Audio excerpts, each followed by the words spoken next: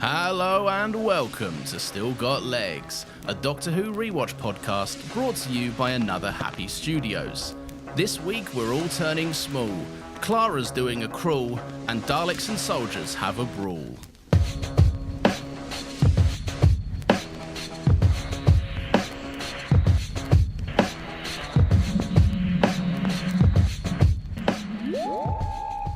Hello everyone, welcome to Still Got Legs, the only Doctor Who Rewatch podcast in the world. There are no others that exist because I shrunk them all down and stepped on them.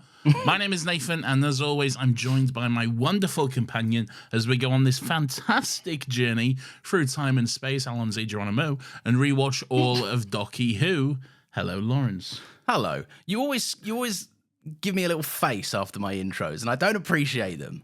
Because they're shit, Lawrence. Yeah, but I don't need it. I don't need this judgment 24/7. Write a better intro, and then I won't make that face. The other week, you didn't even write one. You were just like, hello and welcome. I didn't write one. Hi, or whatever. And it was still better than that.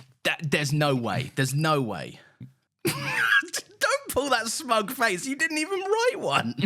and yet it was still better than, because do you know why? Because there's nothing to your rhymes. It's just you're just finding a rhyme, but the actual content, there's nothing to it. Clara did a crawl. Great. She did do a crawl though. Good for her. But why are we hearing about that in the intro? What's the relevance of that? It's because it happens in the episode. No, and we're it's talking because about the it episode. rhymes with ball, okay? That's why it's in there, all right? It's not my fault. I didn't make words, all right? I'm just telling you, I don't know what rhymes with what. I've just got to make do. Yeah, exactly. You've got to make do on this thing that you've forced yourself into. Right, I would say that the Clara doing a crawl still has more relevance than you just refusing to write an intro. I didn't refuse to write an intro. I just woke up and I didn't have time to write an intro. All right, but the end result is still the same. I would argue that my just woke up intro was better than that one. All right, well, next week I'll do the exact same thing, and if you pull a face, then I'll have to call you out on it. Next week? Oh, Right. the week after. No, I don't. I'm not. You said next week. You can do next week. No, I don't. Oh, I don't want to get myself into that. Tough, you said it. There you are. He's graciously taken the reins, and we'll do the introduction next week. Oh, God damn it. But then does it still go back to you, or do I have to do the next week? Nope, you're just filling in for my slot, so then it's back to you the next week as well. Do you not like doing them either?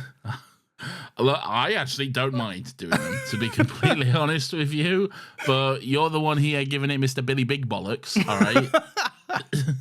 So fucking have at it, all right? All right, you may be right. That's fair. Oh, what you been up to? How you doing? Let's get into it. I mean, yeah, last week was 3 hours, wasn't it? Yeah. To be fair. Yeah, it was. Yeah. Let's get into it. General thoughts, Nathan, on what are we recording? What are we talking about? Calm the fuck down, all right? What, you told me to get into it? Yeah, let's get into it, but let's not skip half the episode in the meanwhile, all right? All right, Fucking all right. hell. Lawrence, this is Season 8, Episode 2. It is written by Phil Ford and Stephen Moffat, directed once again by Ben Wheatley. It is Episode 106 of both Still Got Legs and Doctor Who, Into the Dalek. Ooh, that's a title that demands a little respect, I think. That's a big promise right there. Yes. Bro was burping. I was. You didn't need to draw attention to it, but I was. I took a moment and moved away so we didn't have to draw attention to it. But yes, I was burping. Are you happy now? Look, we've all done some burps and some farts and stuff. There's plenty Yes, of... but there's plenty of... podcasting etiquette. But podcasting etiquette, Lawrence, is to not just burp down the fucking microphone and then draw attention to it. Well, you didn't burp down the mic. I would have cut that out of respect for you. And yet here we are still talking about it. What are your general thoughts on this week's episode, Nathan? Oh, Directed by the same man who made High Rise. I don't know if you knew that. you don't know what that is. All right. I've never seen High Rise. You've never seen anything he made other than these 2 episodes of Doctor Who. All right. So don't act like you know who this cunt is. All right. I know he's the director of High Rise. Great. And what is High Rise? He stars Tom Hiddleston. I know that for a fact. And I think Who it's else? about fancy big skyscrapers and he wears suits or something. He wears suits or something. He does. He's in a suit, I reckon, in the poster. Good movie, is it? I wouldn't be able to tell you, Nathan. I haven't seen it. Have you seen it? No, I haven't, but I'm not claiming to know everything about the catalogue's works of Ben Wheatley. I know about these 2 episodes of Doctor Who, to be fair. Oh, you infuriate me. General thoughts, Lawrence, on Into the Dalek? A bit of a stinky banger, I will say. Yeah, I misdirected you there. You really did. I don't know where he was going with that. And then halfway through, I was like, I was going this way. But then you... Oh, fuck off. What are you saying? Look, it's a great episode of Doctor Who, I think. You let slip that this might be a longer episode because you were like, oh, there's loads to talk about or whatever last week. Did I? Yeah. We said next week won't be as long or whatever. And you were like, well, I don't know, because there's a lot to chew on. I might have been taking the piss. No, okay. Oh, no. All right. Bit of sizzle for your general thoughts. Not really. Oh, okay. No, I like this a lot, right? It's the perfect time to bring the Daleks, I'd say, back. They've been in some episodes. It was literally the episode before last. Right, but they're not like a pivotal And the episode focus. before that. Yeah, but again, not the pivotal focus. That was about the Doctors more than the Daleks, and the other one was about Matt's regeneration more than the Daleks. Yeah, but they were still... They were in it, but they haven't been like the villainous threat, have they? They were a villainous threat. All right, but like, they're not the you know what I mean? They're not the focus. I wouldn't class them as like Dalek-centric episodes. No, but they are the main antagonist of those episodes. You're splitting hairs right now. You know what I mean? Isn't that annoying when someone does that? Isn't that annoying when you're trying to prove a point and then someone just keeps going, but what if this instead? But what if this? What if I did this and I'm a silly little boy? That's you! You're trying my patience tonight. These episodes, as they've gone on, have become more therapy sessions for us too. I'm just shouting at you now. No, it's a great episode. The Daleks are kind of the perfect villain for this because we've just been introduced to the 12th Doctor, and the Daleks have always been used in Doctor Who to like contrast and correlate to the idea of like goodness that is associated with the Doctor. And given we don't know much about who the 12th Doctor is, other than he seems a bit grumpier than the 11th Doctor so far, this is brilliant. There's some great character writing. There's great dynamics. Clara is really fun in this. The Clara and the 12th Doctor specifically. I'm already seeing why so many people like hold them up on a pedestal, basically. Yeah, banger. Absolute banger, I think. What about you? I like this episode a lot with a caveat. Ooh. Okay. A caveat that I think it needs a teensy tiny little rewrite in one specific area. Okay. Damn. Okay. Just to make the episode more coherent, I think. Right. Are you going to reveal or are we going to we'll talk about... Well, no, but it'd be weird if we just never mentioned that again. No, but you're going to make me wait for it, is what I mean. Well, shut up, we'll get to it. But, like, I think it's a good episode overall. I think it's a very good episode. I think it explores some really interesting themes, not necessarily new and groundbreaking. Oh, cough. Did you just cough there, Lawrence? Did you just have a little cough? You have a little cough? Maybe a little one. Yeah? All right. Just having a little cough. Just so everyone knows, Lawrence is coughing, all right? All right, now we're even, all right? I'm going to push my button. Is this my mute button? And he's farting. No, I didn't do that. He's farting, everyone. He's farting into the microphone. That one was a lie. He's expelling gas, everyone. I don't know. He's burping and farting, everyone. I'm just trying to defend myself. I'm still struggling from... And he just shit himself. No, I didn't. Not nice, is it? I don't know if that equates to what I did to you. I think we're equal now. All right, fine. What was I saying before I was rudely interrupted? I don't know. I genuinely can't even remember. No, I think it's a good episode. Yeah, I think it explores some really interesting themes. Nothing necessarily groundbreaking for Doctor Who. Like, these are themes that have been explored before, but I think it's still always fun and interesting to them to revisit them in these new and fun and different ways, really. So yeah, again, a little bit of a caveat, which we will get to, but I think there's some exciting stuff, some stuff I don't necessarily like. Ooh, much to chew on, you think? Well, a little bit. Okay, well, let's jump into it, Nathan. We open up the episode with big old ships. Dalek ships, you might say, because they are Dalek ships. Right, and Vod. You know Vod? You seen Fresh Meat? No, I haven't. seen a bit of Fresh Meat. I've never seen Fresh Meat, no. Oh, damn. You're missing out. Fresh Meat's a good show. Yeah, maybe. I don't know. I'm going to call her Vod throughout all of this. That's her character in Fresh Meat. Well, I don't know who that is, so I'm going to feel left out. But I also don't know her name into this, so whatever, sure. Oh, what is it? It's something blue. Something blue. Yeah, the blue double D double die. Yeah, that's it. That's the one. Yeah. Eiffel 65 or whatever. Vod's flying through a little asteroid field, and she's calling out to her command ship, Aristotle.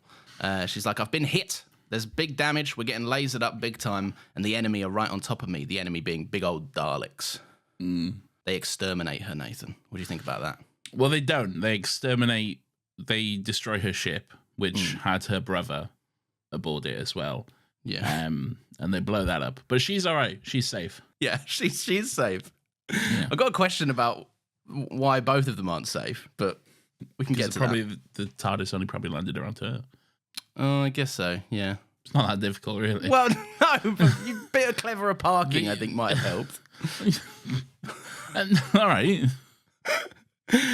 So she wakes up in the TARDIS, and I will say, my note verbatim reads, which looks lovely. I like all the steam coming out of the floor. What's that? What is that steam?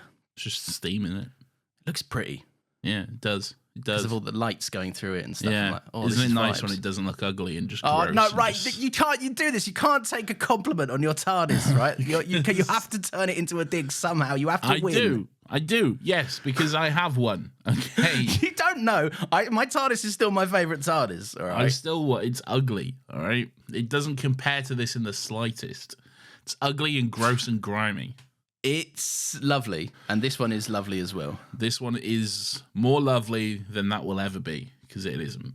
All right. Well, I see us going around in circles, so I'm going to concede, even though I know in my heart you were being nasty. I won. Fuck's sake. No, it looks really good.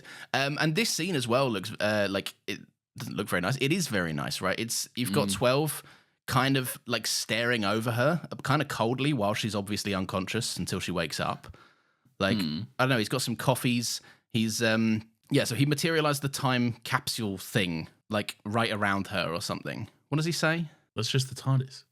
Yeah, but why does he call it a time capsule? Because that's what it is. It's a time capsule. I thought a time capsule is when you bury shit from the past.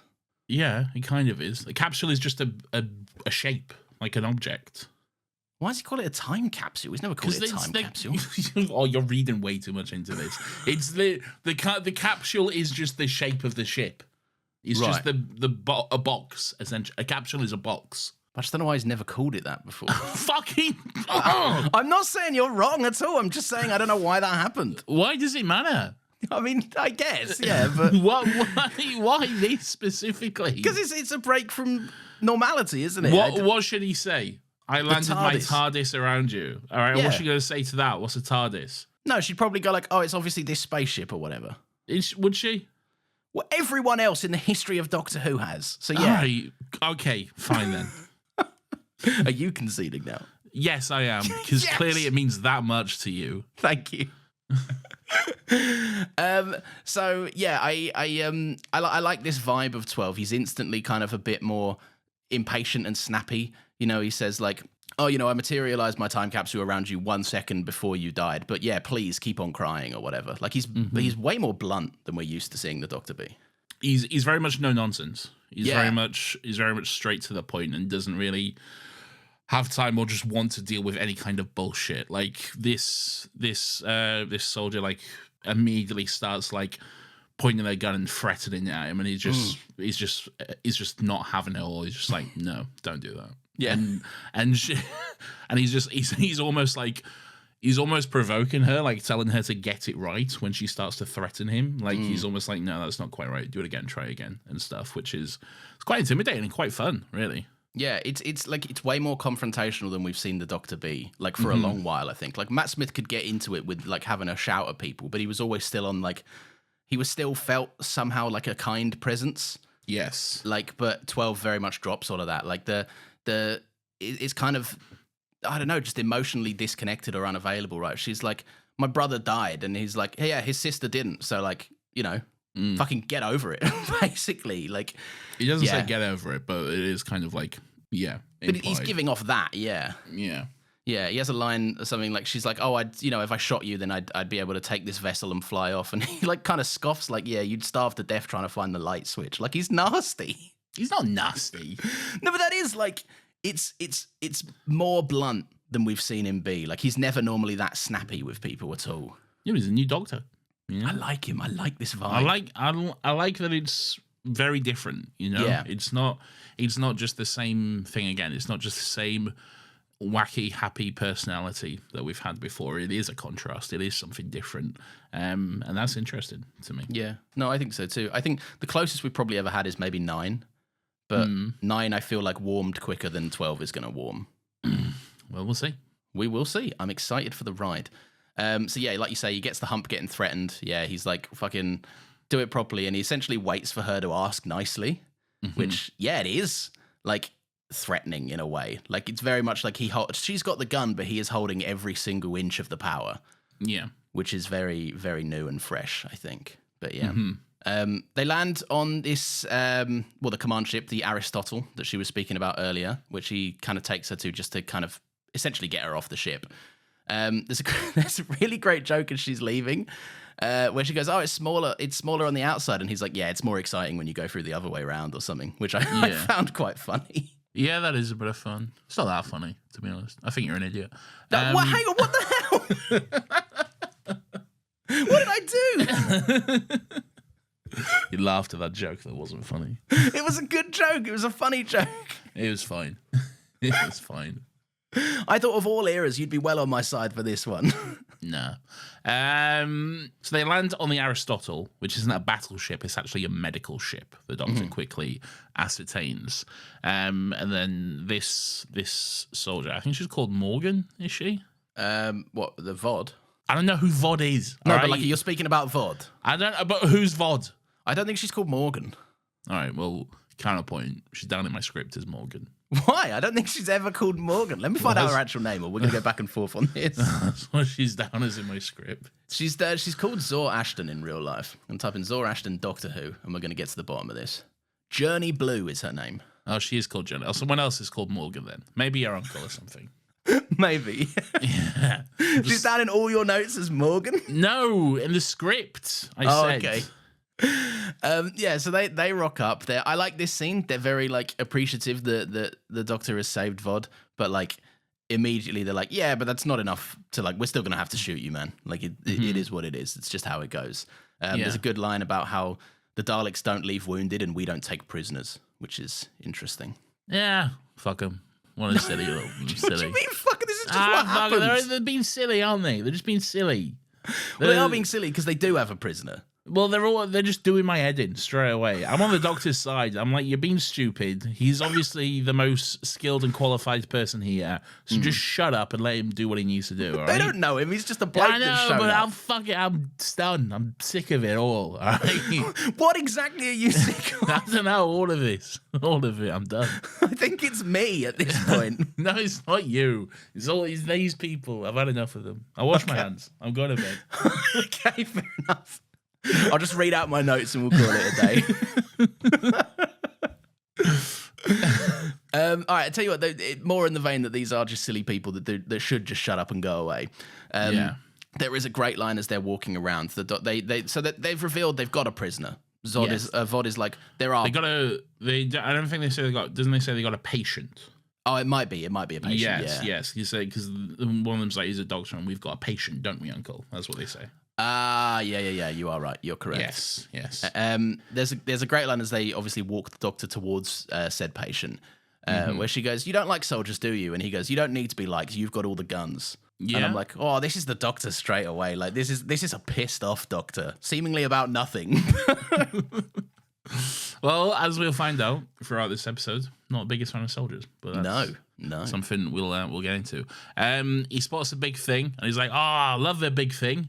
He's like, and they're like, "What does this thing do?" And then he just gives us some context, I guess. Yeah, it's a make small machine. Yeah, basically. It's a make small machine, a shrink ray. Yeah, that works for me. I'm happy with this. The whole episode is Ant-Man, isn't it? Basically. What, you just wanted to go on one more time? Very good. It's the noise of the shrink ray. Is that the noise it even makes in the episode? No, but it's the noise of my shrink ray. Of your personal shrink ray. What would you do if you had a shrink ray? Probably shrink stuff.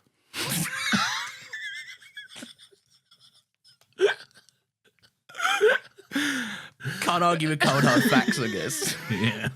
What would you do? Probably the same, if I'm honest. You are.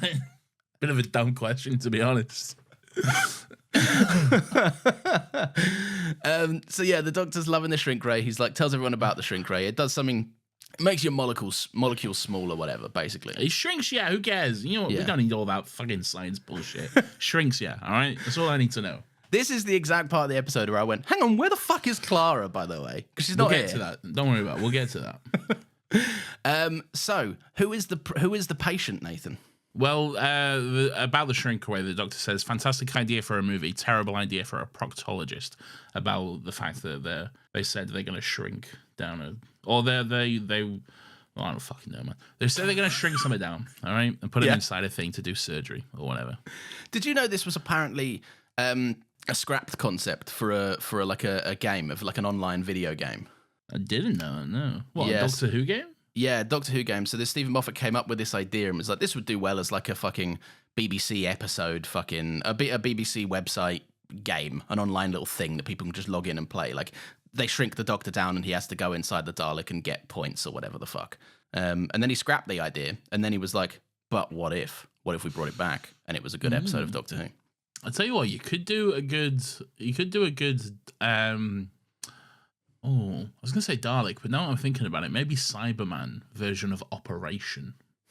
Oh, you could actually, couldn't you? Yeah. Yeah. But like when you buzz it, like instead of just buzzing, the Cyberman becomes aware that it used to be a human and just is very upset. Screams in pain. Yes. Screams in tortured pain. Who am I? What have you done? Oh my God, I can't see. What have you done? Where's my family? Yeah, that sounds really fun and not at all haunting and horrifying for children to play. That'd be great. We should do that. we should make that Still Got Legs merch. The Cyberman Operation. The Cyberman Operation. I'm sure BBC Worldwide would have no issue with that whatsoever. No, but we could get around it, though. We could call it, like, I don't know, like Metal Boy Operation, and it's just obviously a Cyberman, but legally distinct. Robots. Cyberhuman Operation. Converted Man. Converted Metal Man. Like those Halloween costumes. Well, oh, yeah, the off-brand ones. Yeah. Converted Metal Man. Space physician. Space physician. Cosmic adventurer. That's really good. Oh, we need to get on this. We need to make some concepts and get into production ASAP, I reckon. Yeah. So who is the patient that they've got? It's a bloody Dalek. Big old Dalek. It's a fucked up little Dalek. Reminds me very much of the episode Dalek from season 1. There's a lot of beats in this which are quite reminiscent of Dalek. Yeah, like that one where they show a clip of Dalek. That one where they do show a clip of Dalek, yeah. But there are quite a few similar beats to Dalek. And hey, it was a good episode, so if you're going to fucking borrow from anything, borrow from a good one. Yeah. So yeah, it's a Dalek. It's a big old Dalek. Big old Dalek. And it's time for the sting. Clocks. I thought we were going to go longer, to be honest. I just said clocks. That's it. Oh, there are clocks, so that's right. That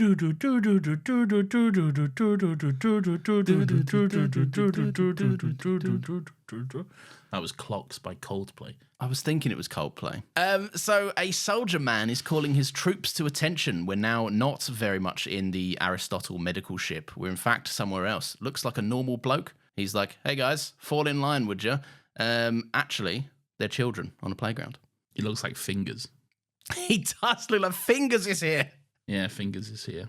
The Gavin and Stacey canon expands. This is Danny Pink, Lawrence. You might be asking who this is. This is one Daniel Pink, teacher at Coal Hill, I believe, maths teacher. Yes. Nerd. And here he is. Here he is. So what do I know about Danny Pink? I know that he's played by Samuel French. I thought it was Fingers.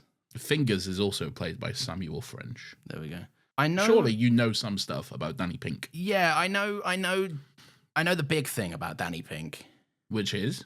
Well, I can't say. You can bleep it. All right, I'll bleep this. I know that he... Maybe not. Well, we'll see. I guess we'll see where we go. Do you know anything else about Danny Pink? I know that the Doctor doesn't like him for a bit, and then do you know anything else about Danny Pink? Not that I think. No, I can't think. Nothing comes to he's mind? Like with Clara. There you go. Perhaps what this entire episode is setting up, really. Well, yeah, that's obvious from this episode. I didn't think we were going into that. That's what I was getting to. Okay. I know that bit. He's a love interest for Clara. He is. Yes. Interesting that it's not the Doctor. Anyway, moving on. Okay. So he's calling his troops to attention, but they're actually kids, and some snotty little prick starts getting lippy as well. He's like, what are you doing here? You're all useless, like a bunch of children or whatever. And then this kid's like, yeah, I'm a child or whatever. What does he say? I'm sorry I didn't recall it verbatim, all right, but that's the bones of it. I never once asked you to. This whole thing was you. You were the one who started quoting it and then asked me what they said. Just getting some clarification. I was doing a sum up for everyone at home. All right. He says, look at you lot, I haven't seen such a miserable bunch. What are you, children? And then one of them says, yes, sir. And then he says, you think you're funny, Fleming? And then someone, presumably Fleming, says, yes, sir. And then he says, all right, me too. Off you go. Yeah. He's a jovial lad. What do you think of Danny Pink? Fucking hate him. Wait, like, just from this episode alone? No. This is fine in this episode or whatever. But from later stuff. Look... Yeah, elephant in the room. I do not like Danny Pink, okay? To be honest, I can't stand Danny Pink, okay? Big words. Yes. And it's not just what everyone thinks, okay? It's not a jealousy thing. It's not a jealousy thing, okay? Although we should back off. But I have my reasons, which I won't get into yet because they don't come up in this episode, but we'll go into them as we go on. But... let it be known, not a fan. All right, but is that going to colour your opinion on my opinion of him, which is that in this episode he seems like a jovial, nice enough guy? You do what you want. You think what you want about this monster. Okay. So Danny Pink, he's changed out of his little PE kit or his military kit or whatever he's got. He's got like a little Coal Hill school military lunch club or whatever he's got going on. That's what's going on. It's clearly the morning. All right, but you know what I mean. Like it's a little club or whatever. Like, yeah, there's a cadets club. Yeah. Yeah. Why is it a lunch club? I don't know. It's just like an expression, isn't it? Like a lunch club. No, it's not an expression. Did you not have that? I had like the chess lunch club, even though they might not meet at lunch every time. It's just the chess lunch club. We had after school clubs. Well, it's not after school either. So no, it's not. But it's not lunch. And I also never said it was after school. I'm just saying that at my school, we had after-school clubs. But did they always have to take place after school? Yeah, hence the name after-school clubs. I don't know why we didn't call them after-school clubs and then do them at 9 in the fucking morning. I don't know why my school had this then, where it was just like, it was a something lunch club, even though it didn't always have to be at lunch. It was just like an expression. Well, that's wrong. Maybe so. I mean, logically, yeah, the argument is with you, but... Well, that's wrong and stupid. If it's called a lunch club, it should either take place at lunch or provide lunch, okay? Ideally, both. Oh, we're getting into a whole different ballgame here about providing lunch. That was not on the cards. No, never will be for these type of things. Wow. Yeah. Anyway, he's changed out of his lunch club gear, right? Danny Pink has. No, I refuse to accept this, okay? It's not a lunch club. All right, he's changed out of his cadet little club If anything, gear. it's a breakfast club. Yeah, a good movie. Yeah? Yeah. Nothing to do with this, but yeah. No, not really. So yeah, he's changed out of it. He's wearing a nice little professional suit now, and he's heads back into the office. Presumably some sort of secretary drops maybe the strangest riz I've ever seen. What the fuck is this secretary's problem? All right, I don't like Danny Pink. All right, let it be noted, and I will make that clear every fucking chance I get. Okay.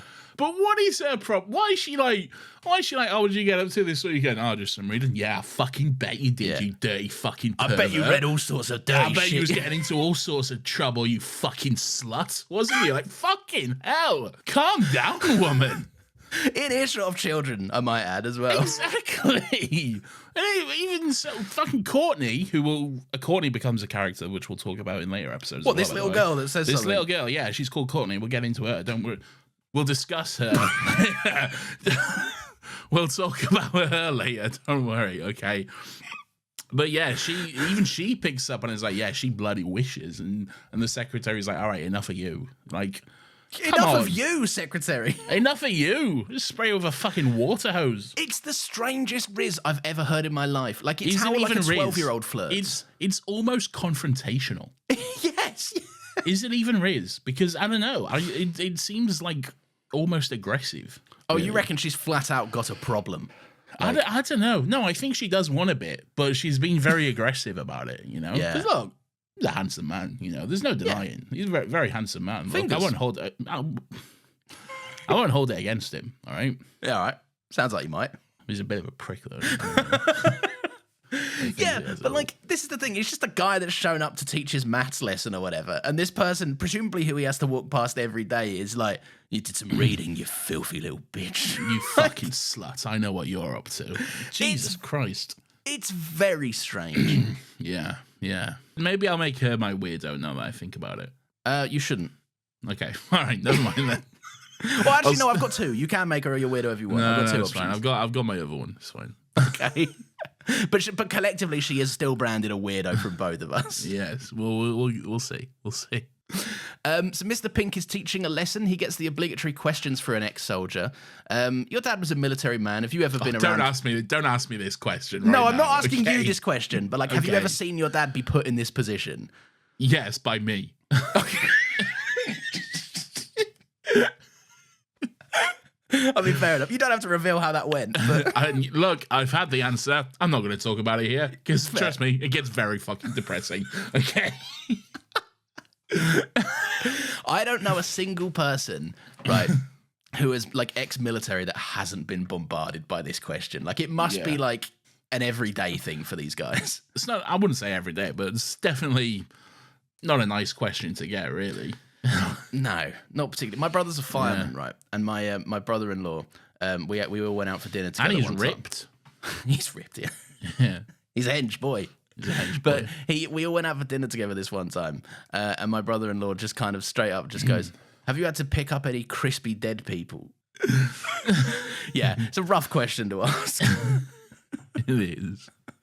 You know, my brother is always very like shy bloke, so he was kind of just like, yeah, well. Yeah.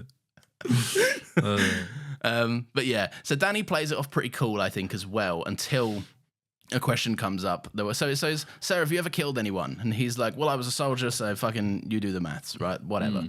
A good way to handle it, I reckon. Yeah, I think so. Just like, hey, you make the logical conclusion in your brain. Yeah, probably. Hey, why don't we go to an ad? Oh, okay, we can do that. Yeah. There's an ad. Well done. We're back, everyone. So he gets the first question, "Have you ever killed anyone?" And he's like, "Figure it out." Yes. Obviously, I'm a soldier. I kill people. I kill people for some money. That's what I did. He's not gonna outright say it, but yes. Yes. It's pretty clear. It's the basic implication of that, yes. Yeah. But then they follow up with the next question. "Have you ever killed anyone that wasn't a soldier?" Yes. And he's like, I don't know how to respond to this. I'm going to silently cry a little bit. Well, he kind of brushes it off and moves on to like whatever his wrap up is, like fucking whatever he's reading. Do your homework or whatever. Do your homework, do your reading, but kind of stumbles through it, and everyone can see like something's not quite right, and presumably he starts crying, as we find out later. Well, we see him with a little tear up, a little close up of him. He's got a little tear going down his face. Yeah, fuck him, whatever. You don't care. No sympathy for Danny Pink. No sympathy for Danny Pink. So Clara's in the staff room and she's introduced to Danny Pink. Yes, by Mr. Armitage, no less. Mr. Is this fucking... Have we seen this bloke before then? No, never. Oh. The way you said it sounded like we've fucking seen him before. Yeah, no, just a fun little thing. Nice, thanks. So I wrote down Who did you think he was going to be? Well, I thought maybe there was a chance he might have like appeared way back in like School Reunion or something, and he's like the head teacher that was in that school or whatever. That's a different school. School Reunion. Who was the head teacher in School Reunion? Think about that for a second. No, but it could have been a teacher that was promoted because it's been years. But you just said the head teacher. All right, but you know what I mean. I know it was Anthony Head. I know it was Big Krillitane Man. All right, They were all Krillitane. That was the whole point. No, because there was a couple that weren't Krillitane. No, they were all Krillitane. They were not all Krillitane. All the ones that were eaten or replaced. This is your favorite episode, man. You love it. Yeah, I'm realizing you're right, and I don't like it. But I also can't refute it because then I'd play into what you say I do all the time. Yeah. Well done. You're correct. Fucking hell, we broke new ground there. Hashtag growth, everyone. No, but this teacher as well is also flirting with Danny. She's like, Clara, have you met sexy Danny yet? He shags all the birds around here. He's a proper He doesn't say that. He doesn't. He says he's a bit of a lady killer, even though he denies it. I reckon everyone's just looked at this bloke and gone, fucking hell, he's hot, isn't he? He must shag loads, all right? And then Danny's just like, I'm just trying to do my job. And they're like, yeah, I bet you are, while fucking drilling birds every night. And reading, you filthy little reading, you fucking slut.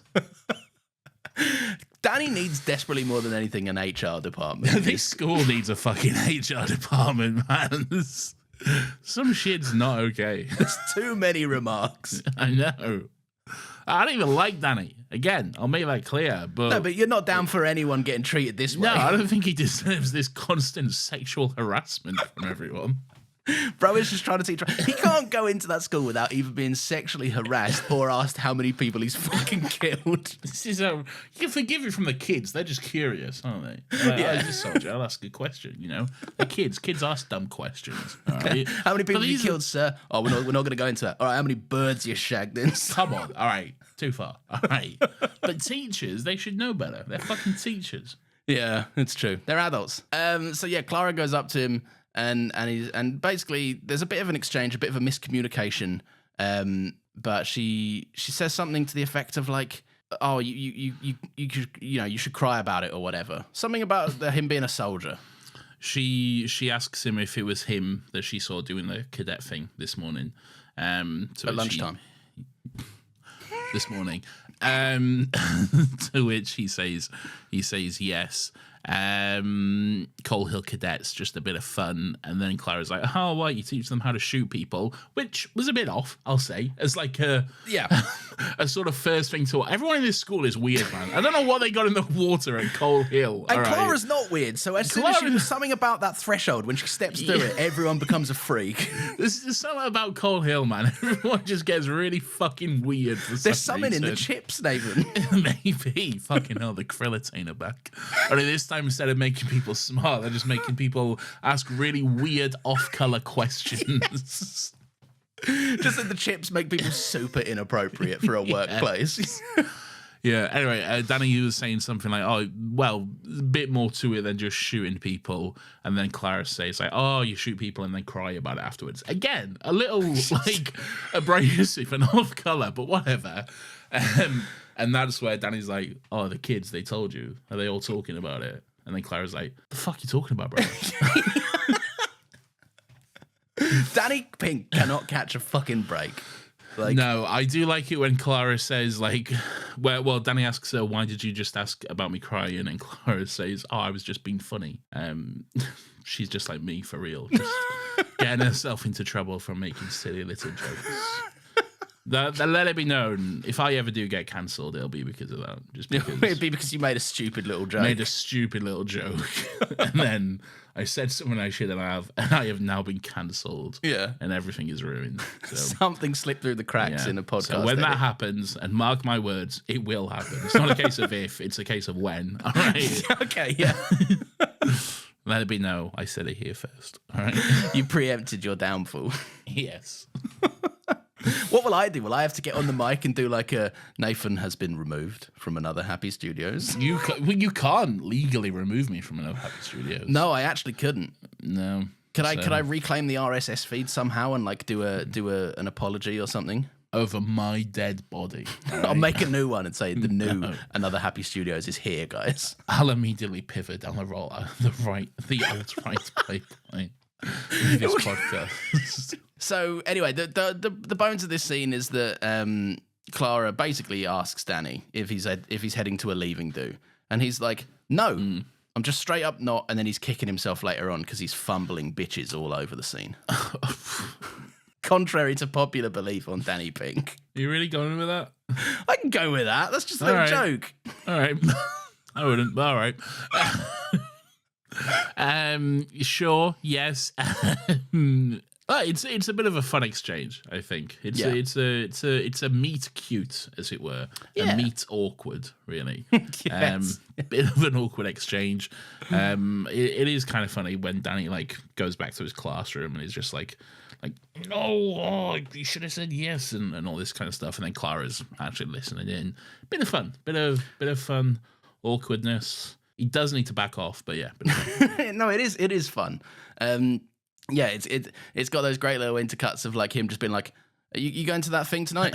Nah. And then he's crosses back to him being like, what you could have said is yeah, I'd love to. Yeah, I'm going if you're going. Maybe I'll see you there. But every time it cuts back to him, he just kind of goes, nope. No. And then Clara gives him another chance. Yes. And is like, well, if you were going, I was thinking maybe I'll go too. And then he's like, nah. But I'm not, though. But I'm not. To be honest, if I was Danny, I wouldn't want to be socializing outside of work hours with these people. They're all weird. Not even cute Jenna Coleman? Yeah, but she's just asked him, she's like, oh, are you a little soldier that cries all the time? Like a little puss. Yeah, but she's hot. Ah, true. Yeah, we didn't factor that in. And Danny Pink is a lady killer. And she's clearly asking him out on a date as well. Yeah. So, I know you don't think about this stuff, all right, because you're married and you're all settled down and you're happy, all right? And you don't have to worry about this kind of shit, all right? Okay, yeah. But me, I'm out here, all right? You're like, how much abuse can I take for the chance of a date? Yeah. Yeah, exactly. It's tough out there on these streets, is it? It's tough out there, man. It's tough out there in the trenches. So we find out the ultimate Riz master is actually Clara herself, right? Okay. Because she pulls up to the classroom. She's like, look, I can see you banging your head against the fucking desk like an idiot. Mm-hmm. All right. Mm-hmm. I've been here longer than you'd like me to have been here. I've seen it. You're embarrassing. But then she says, are you going to look this terrified when you take me out for a drink? And things are sizzling up between them. Yeah, I guess. In that they've secured a date. Yeah, Danny says, I promise that I won't. And then she says, play your cards, right? And you might. He needs to back off, Lawrence, all right? He needs She's to back the one off. backing on. Nah, it's his fault. He needs to back off. Okay, all right. You mustn't, this Clara's choice, all right? Clara's a consenting adult. Clara She's can made do her what choice. she wants, all right? Yeah, exactly. She can do what she wants. She can make her choice, all right? That's fair But enough. Danny, on the other hand. But Danny needs to back off, all right? All right, so finally, the Doctor and Clara are together. Clara heads off into a cupboard only to be confronted by 2 coffees right in her face, which the Doctor is holding. I believe they're cappuccinos. Oh, are they? Yeah. How could you tell? Because that's what they're said in the script. Oh, are they? Oh, so right, okay. Yes. So not anything I missed then. So we find out that it's kind of implied that where we left them off last week in Glasgow, at the end of last week's episode, they went out for coffee, and then the Doctor just got distracted by something and just never came back. And Clara presumably had to make her way back to London. Yeah. Okay. And also, it was still Christmas Day for Clara, really. Oh, yeah. If you think about it, what a bizarre situation that poor girl has gone through, you know? Oh my God, yeah. What would her family think? I don't fucking... You had a weird naked boyfriend and then you just disappeared? You had a weird naked boyfriend who then broke up with you, and then you were depressed about it for about an hour, and then the turkey, we never saw any turkey. Fuck knows what happened to that. And then at one point you just ran off and we didn't see you for 3 fucking weeks. What happened? That must have been the most stressful New Year's ever for Clara. What an insane... Well, she would have missed New Year. She would have missed it entirely. Well, actually, no, not necessarily. No. Depends when he brought her back, I guess. Yeah, it depends when. Yeah, exactly. It didn't look particularly festive in Glasgow in that scene. It didn't. It wasn't particularly clear when it was. So But it was busy, so maybe it was the Boxing Day sales. maybe. Anyway, another 2-hour podcast. This is the important stuff that we need to break it down. Yeah. I do like the inclination though that he's just like the Doctor, new body, just got like he's finally had his lovely moment with Clara, so he can rest easy about that. And then it just something catches his attention. He's like, oh, better go fucking see what this is. Yeah, he said he got distracted, and Clara says, "By what?" And he says, "You can always find something." Come on, let's go. It's a great line. As they get into the TARDIS. Yeah. So there's a back and forth about how Clara was smiling about nothing because she's come in obviously just hot off asking Danny Pink out on a date, so she's feeling a little bit kind of a type of way.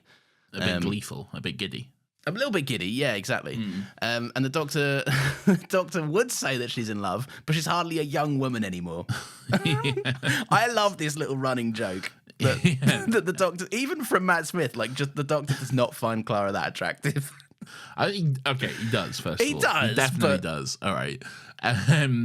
Yeah, he says, "Yeah, you're not a young woman anymore," to which she replies, "Yes, I am." And he says, "Well, you don't look it."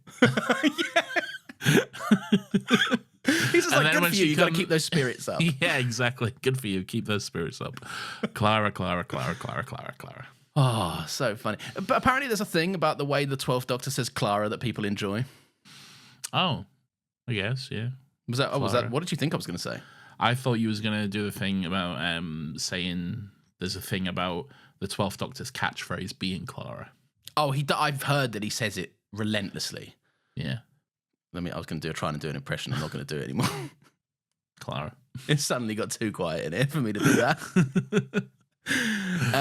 So yeah, the Doctor is scared. The vibe changes a little bit. He needs the truth from Clara. He needs Clara's cold, considered, honest, without kindness or restraint answer to his question. What is the question, Lawrence? Is he a good man? What is the question? Is he a good man? Doctor Who. No. Just did a silly bit. No, yes. Am I a good man? He says. And then Clara just immediately goes, just like pulls back and is like, I don't know. I don't know you, bro. I don't know. And like, it's brutal, to be honest. That's pretty brutal. Yeah. But the Doctor takes it in good spirits. He just kind of goes, neither do I, Yeah. just like, fuck, what are you going to do, I guess, I do like how kind of not caring this Doctor can be at points. Like how much he's impatient. He's got no time for nonsense. Because the Doctor's like, right, off we go. And Clara's like, I've got plans. And he's like, yeah, but I need you. So come on. Yes. There is something about the way he says that, though, which is quite... It's got you hot and bothered, is it? Ooh, What we see later on in the episode, he does in fact very much so fucking need her. So he does, yeah. He does. Yeah. What's my note here? What does this mean? What do I mean for myself? I don't know. What have you said? I don't know. Sometimes I abbreviate things too quickly. What have you said? Oh, I know what this is. I'm doing it. It was a Dalek voice. My notes say, "Doctor, are you my doctor?" And I was like, what does that mean? That is a weird no. It's what the Dalek says. Sure. Yes. Yes. So this is where I wrote down that I'm getting Sirius 9 vibes from this like interaction. Well, this is a flashback. This is going back now, isn't it? This is picking up from the pre-Sting scene where the Doctor was talking to the Dalek or whatever. Yes, so they basically found it floating in space, the Dalek. They thought it was deactivated, so they tried to disassemble it. And obviously the Doctor's like, oh, so you didn't actually realize there was a fucking creature inside it. You just thought it was a little robot or whatever. To which they say, yeah, not till it started screaming. Which is, I think, maybe not verbatim, but this is exactly what happens in Dalek. There's two people torturing the Dalek, and then they're like, "What do you mean it's a thing inside of it? Like it's just a big metal. They call it the Metaltron or something, don't they?" The Metaltron, yeah. Stupid fucking name, so stupid. Yeah.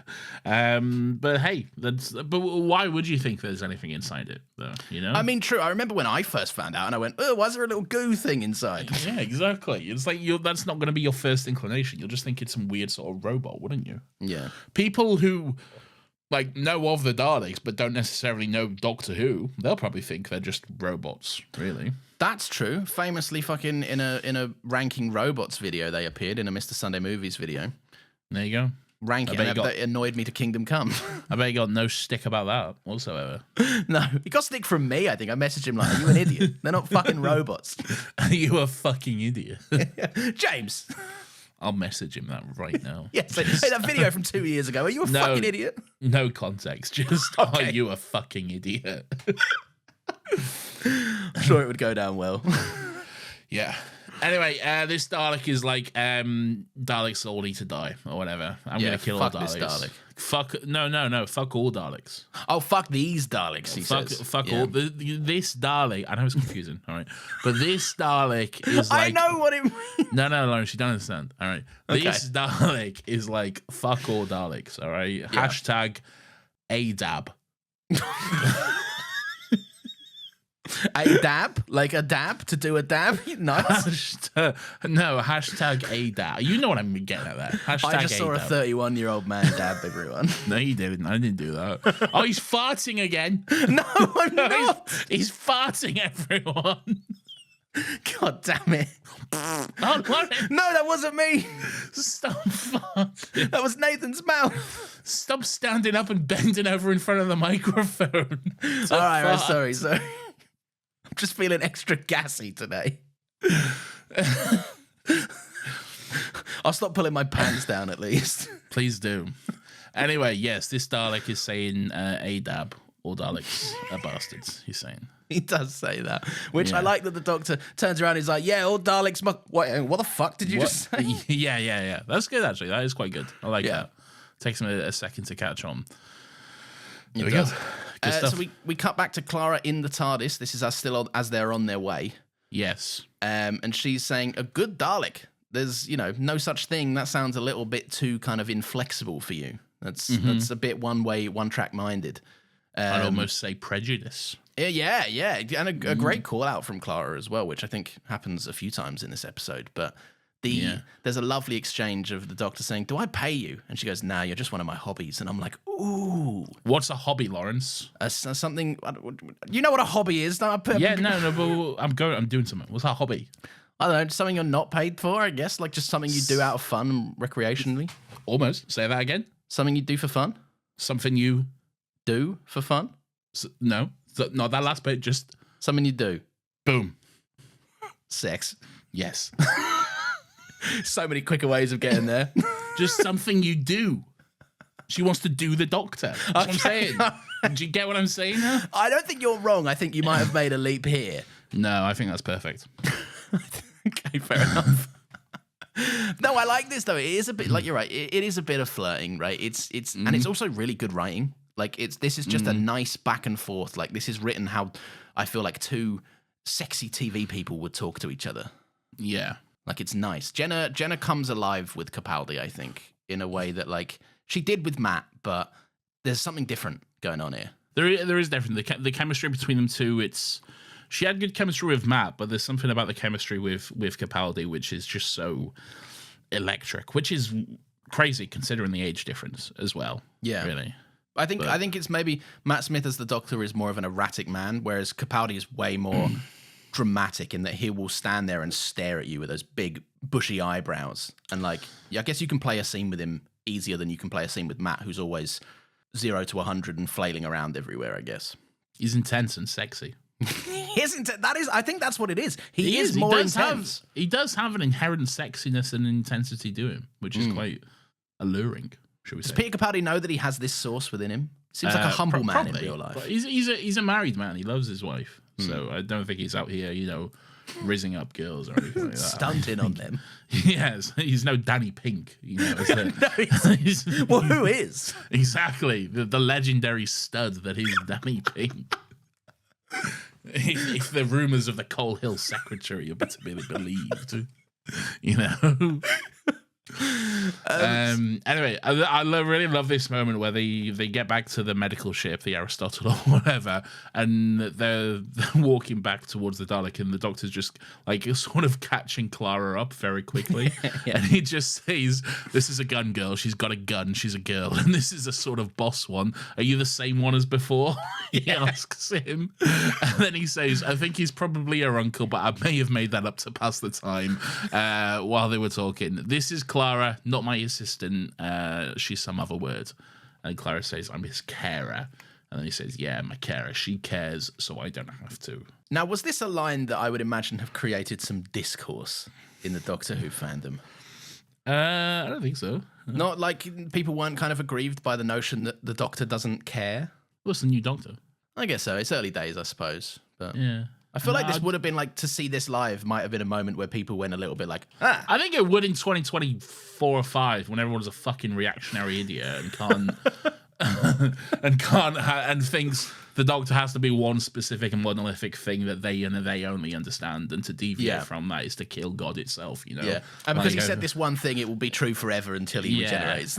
Yeah, like, you know? But I don't know, it was fine. Okay, all right. It's a great line. Yeah. It's funny as well. Peter Capaldi's very good at just off the cuff, like little quips like this. Yes, like because you actually believe it. Like you actually believe that this is the Doctor who walks around being like, I can't tell if you're the. I don't fucking care anyway. To be honest. I mean, this episode doesn't really do much to disprove that. Really. No, it really doesn't. So, yeah. No, so it's great stuff. It's a fun little line. The concept of a Dalek's malfunction being morality is like really fucking smart, I think, and incredible. Like the I don't know. Does that interest you, like as a concept? What do you mean? Well, like this idea of a broken Dalek is a good Dalek. Like a Dalek's fundamental being broken is much better for the world than a Dalek's being completely functional. Yeah, like that's just lovely.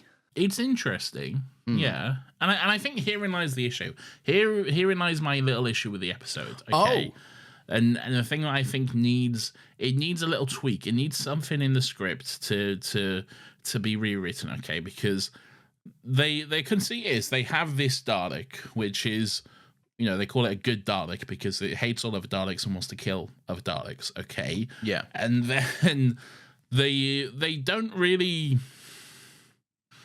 They're like, and they're like, oh, this is a malfunction, so we need to go inside and fix it. And then there's a moment where they are inside the Dalek. We'll talk about this later. They fix the malfunction, and then suddenly, spoiler alert, the Dalek is like, oh, I'm fixed now. I'll start killing everyone. And then they're like, oh no. What the fuck were you expecting? All right, you know, it is just a little bit like, what the fuck were you expecting to happen? Okay, I think it needs a little bit of a tweak where they need to say, like, at this point, they need to say something like we need to figure out how we can apply this to other Daleks, or we need to or maybe it's weapons are malfunctioning and we need to go inside to repair it so we can use it to kill other Daleks or something like that. Yeah. But there's nothing like that ever said. So it just kind of gives off the impression that they're like, we need to fix this broken Dalek, which is broken. And it's good that it's broken, by the way. That's good for us because it's not killing us and it wants to kill all other Daleks. So let's fix that. Why? Why are we going inside it to fix that? Unless I've missed something. And I looked really hard because I watched it twice this week to try and figure out if that was the case. But there's as far as I can see, there's nothing that's ever said about that. I do see what you're saying though, because it is saying it now. I never really considered it like that, but there is this kind of gaping thematic hole in it, which is this is the episode that battles with the concept of is the Doctor a good man whilst he's on his way to shrink himself down to just do a repair job on his greatest enemy, which is a pretty moral and right thing to do.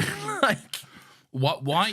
See, this is the thing. I don't think there's a good enough reason to shrink them down and do the repair job. This is the thing that I think needs the rewrite, because it's a very quick and easy fix. If there's just something in there about I don't know, a weapons malfunction, or we need to figure out how we can apply this to other Daleks, or we whatever. need some data or some We need bollocks. some data, some bullshit, all right, whatever. Then that's it. It's quick and easy. But without that, I don't understand the motivation behind going in to fix the broken Dalek, because surely it's good that it's broken, you know? Yeah, they could fix it like we've never been able to get inside and figure out a Dalek's mechanics. Maybe we'll find a weakness if we go in and have a little look around or poke about and stuff.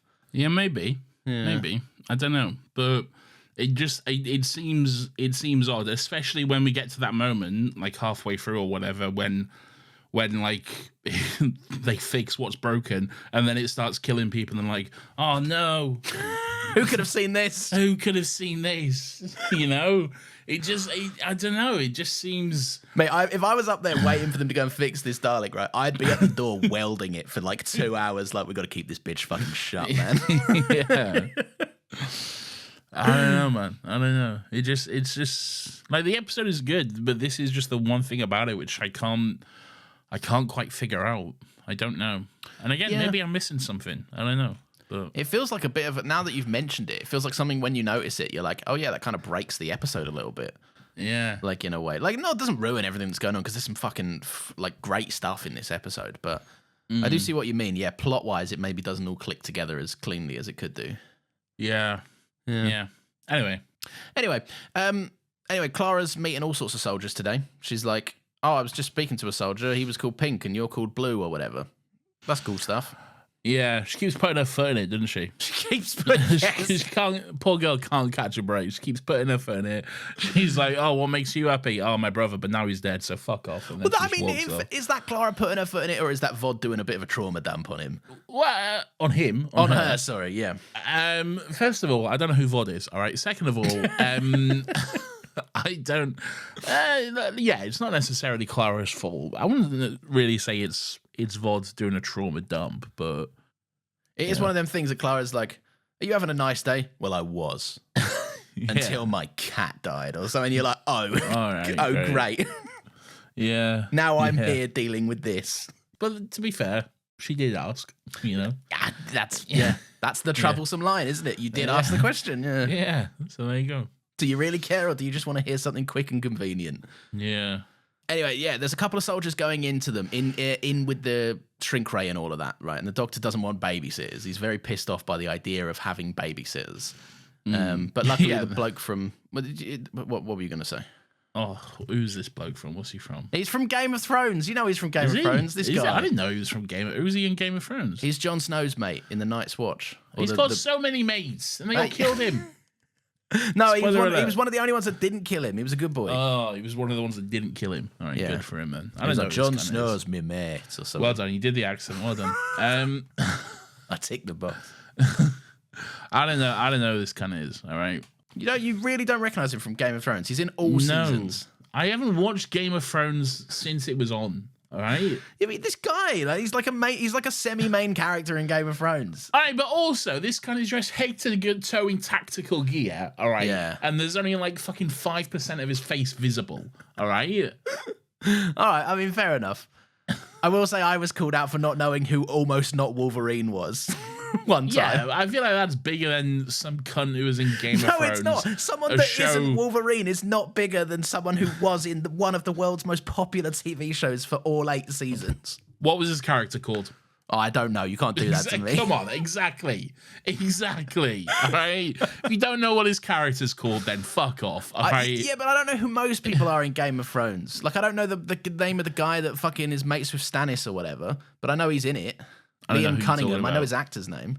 I don't know who that is. Oh, fuck. I think he's been in. He was in Doctor Who. He was the guy in the submarine in Cold War or something.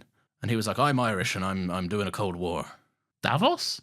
Davos, that's it. Yeah, you're right. So you do know his name? Well, I do, now that you remind me of it, yes. Yeah, okay. So we know Davos' name. I don't see how that helps us, to be honest. It doesn't help you. That's for sure. All right, they can't hold their breath. And also, who isn't in Game of Thrones? All right, he's Jon Snow's mate. Oh, he's got lots of mates. That is true. To be fair, everyone's in fucking Game of Thrones. He goes to Castle Black, and they're like, "Yeah, we're all your boys, Jon Snow." He's got so many mates. Yeah, but they're not all his boys because some of them kill him. And if you told me Jon Snow's mate, I'd say, "Oh, Sam." Yeah, but that's his best mate. Oh, so I didn't know he had it on the rankings. I feel like more people on the official ranking, Lawrence. I feel like more people would know this than not know this. This guy was in Game of Thrones. I didn't know this. I have a clue who this cunt is. Never once picked him up. Never thought about it. And I tell you what, I never will again. When you're watching Game of Thrones, you'll remember that's that guy from Doctor Who that I enjoyed for 5 minutes. What if I never watch Game of Thrones again? I mean, you and the rest of the world, I guess. Yeah. All right, so they're not allowed to hold their breath in the big shrink ray machine. No. They're not babysitters. Oh, they're not babysitters, yeah. They're going to shoot the Doctor in case he's a Dalek spy. That's why they're there. Yeah, the Doctor says, well, that's a relief. I hate babysitters. He's got no time for it. He's so done with it. It's good. It's good stuff. Anyway, they get shrunk by the shrunk ray. Yes. Ba-dum. Yeah, very nice. That was your personal one. It's my shrink ray. There's a whole thing about don't hold your breath or something. If you ever microwave the lasagna without the plastic film on it, it will explode. Don't be lasagna. Don't be lasagna. A good quote, an age-old quote from Doctor Who. That's the lasagna. Don't get any on you. It's the lasagna. Yeah, Never that's heard. from Yes, you have heard that. It's from your favourite movie, What's my favourite movie? Mission Impossible. When in Mission Impossible? Wait, which Mission Impossible first? Mission Impossible. Oh, I mean, I haven't seen that in fucking yonks. Well, it's your favourite movie franchise. Well, I should get back into it, clearly. You love Tom Cruise. I'm missing out. No, And all right, everything stop. he's ever said and No. done, you love him. This is not true. This is not the truth. I don't think he's a good actor, though, which he is. You love Scientology. For Christ's sake. Anyway, they all get super tiny. They get picked up by little tweezers, and then they just get rammed into a Dalek's eye stalk thingy, which is a bit of fun. Which is apparently just translucent. You can just walk through it, I guess. I guess so, yeah. Yeah, a bit odd. There's like a bit of goo they have to get through. I do like this quite trippy sequence that happens where there's I don't know, there's almost dreamlike, like floating, walking, psychedelic sort of visual as they pass through it. It's quite interesting. It is interesting. I think there's a lot of aspects of this episode, and we'll speak about them in a little bit, but like they're visually pleasing. It's a great era for the show, I think. It looks very cinematic at this point. Anyway, what ray was that? I don't know, it was a Dalek or something. Anyway, so they're in the Dalek. Bunch of shit happens. Doesn't really matter. And then basically, this cunt. Apparently, he was in Game of Thrones. They need to get down somewhere, so he shoots a little fucking thing down to a harness. And the Doctor's like, "You're a fucking idiot. Don't do that because what's going to happen now? Antibodies." Yeah. So I have a question about Dalek anatomy here, if you'll indulge me. I'll allow it. Wait. Another happy question. All right, but Returns once again. On a different show, no less. Yes. I need the answer now, though. All right, that's fine. All right. So if the Dalek, if this is metal casing, right, and the Dalek is just a little squid. Excuse, what casing? Oh, sorry, Dalekanium casing. Thank you. Yeah. And the Dalek is just a little squid thing that sits in the middle. We know where the Dalek sits. Right? Yeah. We've all seen Doctor Who. Yeah. Why would the Daleks have like metallic antibodies that react to pain that goes off in not the Dalek, just the casing of the Dalek? Because they want to protect all of the Dalek. So like I guess the antibodies are metal and stuff, or Dalekanium, I guess we see. They're artificial antibodies. Yeah. Right, I see. We've been here before, haven't we? With these, and like the Tesselector had antibodies that had the ump as well. Well, antibodies are just a thing everyone has. Well, no, I know, but like we've been small inside a robot with antibodies before. I don't need to explain the concept of antibodies. No, you know full well what I mean. We've done this. We've been here before. The Tesseract, they weren't antibodies. The Tesselector weren't antibodies. What were they? They were like cross footballs or something. They were just little jellyfish or whatever. Don't worry about them. And the Toclophane. We've been here before, Nathan. The Toclophane are not antibodies. No, but they're angry little footballs. Yeah, yes. I'm drawing loose connections. You need to know. You're drawing connections based on shape, apparently, and that's it. Okay. This guy's got a round head. We've been here before. If you do that, then you have to say that every Doctor Who villain who just looks vaguely humanoid is the same. Okay. I mean, yeah, that's true. Where do you draw the line? I guess. Exactly. All right, yeah, fair enough. All right, so yeah, that was my question about the Dalek anatomy. So, but bottom line is he shoots his grappling gun so they can get either further up or lower down or something. Probably lower down. Yes. And Clara quickly ascertains that antibodies will be coming. Dalek antibodies, as the Doctor corrects her. And then they'll come. They scan this guy. And the Doctor is like, "Hey, nobody touch him. They'll all kill you. So just leave him be. Let them do what they need to do." And then he throws him a little thing to swallow as well, a little sweet or something. I don't think it's a sweet, but he just throws him a thing. Like a pill or some kind of thing that he can take, and it's very much implied Don't worry, mate. I got you. This'll help you. Don't worry. I got you back. Yeah. I'll admit I fell for it. I was feeling very safe for this man at this point. And then what happened? Just fucking dies. Just died. Just gets straight up killed. Just disintegrates. And then they're like, what was that? I thought you were helping him. And then the doctor just says, no, I just gave him that so we could track his signal once he's dead. Horrendous. Cold, man. So I think what's even colder is that Clara goes, what are they doing? And the doctor goes, hoovering. Yeah. Okay. And it's just, this is a new doctor. If he's not gonna wait, if you're dead, he's not gonna waste his time. Like you're dead, he knows he can't save you. Whereas I think the difference is 11, maybe 10 would have strived to be like, no, I'm not gonna let this happen, and would have really done everything. But 12 is dead, no point. I'll use this to my benefit so I can actually do more the next time and try and stop other deaths. But, mate, call back to 10 in the library, right? Remember Miss Evangelista and the 10th Doctor was like, help her through this. Her consciousness is dying and has no idea what's going on. If this was 12, Miss Evangelista would be like, help me. And he'd be like, no, busy, we're off, see ya. I mean, she's there going ice cream to no one. And he's like, yeah, whatever. Yeah. At this stage, anyway. And I can imagine for some people this might have been fairly alienating, but I think this is so refreshing. This is just what the show needs, I think. It's interesting. It's certainly interesting. Yeah, I'll give you that. But I think, do you not agree? This is kind of the breath of fresh air that the show could have done with at this point, I think. Yes, I do agree. But I also... You have to be so careful now, don't you? I do have to be careful, yes. I think... Let's just say I think what the show does is good. Okay, all right. Yes, nice. That's all I'll say. Okay, all right. But yeah, so there's a great line. The doctor says, he's dead already. I was saving us. Yes. Which he kind of rationalizes it as that. And he jumps up with the Sonic and he's like, I know where the bodies get fucking dumped. Let's go. I don't think he says it like that, but yes. No, but it is cold. It's very not the way you should deliver this news. It's not, look, he died, but in his death, at least we can do this. At least we can help so this doesn't happen to anyone else. The doctor's very much like, off we go, team. Mm-hmm. I know where the bodies are dumped, basically. Yes. So they jump down a tube, this big long tube, and they end up in a big old puddle of gross goo. Big old just a tank of gross goo. Not nice. Some of the doctor goes inside a creature, they'll often end up in a pile of goo. Yeah. You know? The whale. Remember the whale? Oh, the whale, yeah. That was also in the Doctor's, a new Doctor's second outing as well. Was, yeah. Second, brand new Doctor goes off on an adventure to go inside a thing. Yeah. New clothes, new Sonic, new TARDIS, goo. Those are the four. Same TARDIS and same Sonic. All right. Yeah. Oh, yeah, there is the same Sonic. There's Sonic changes, I'm sure. Nope. No, not this week, but I'm sure I've seen 12 with a different Sonic. Well, we'll see.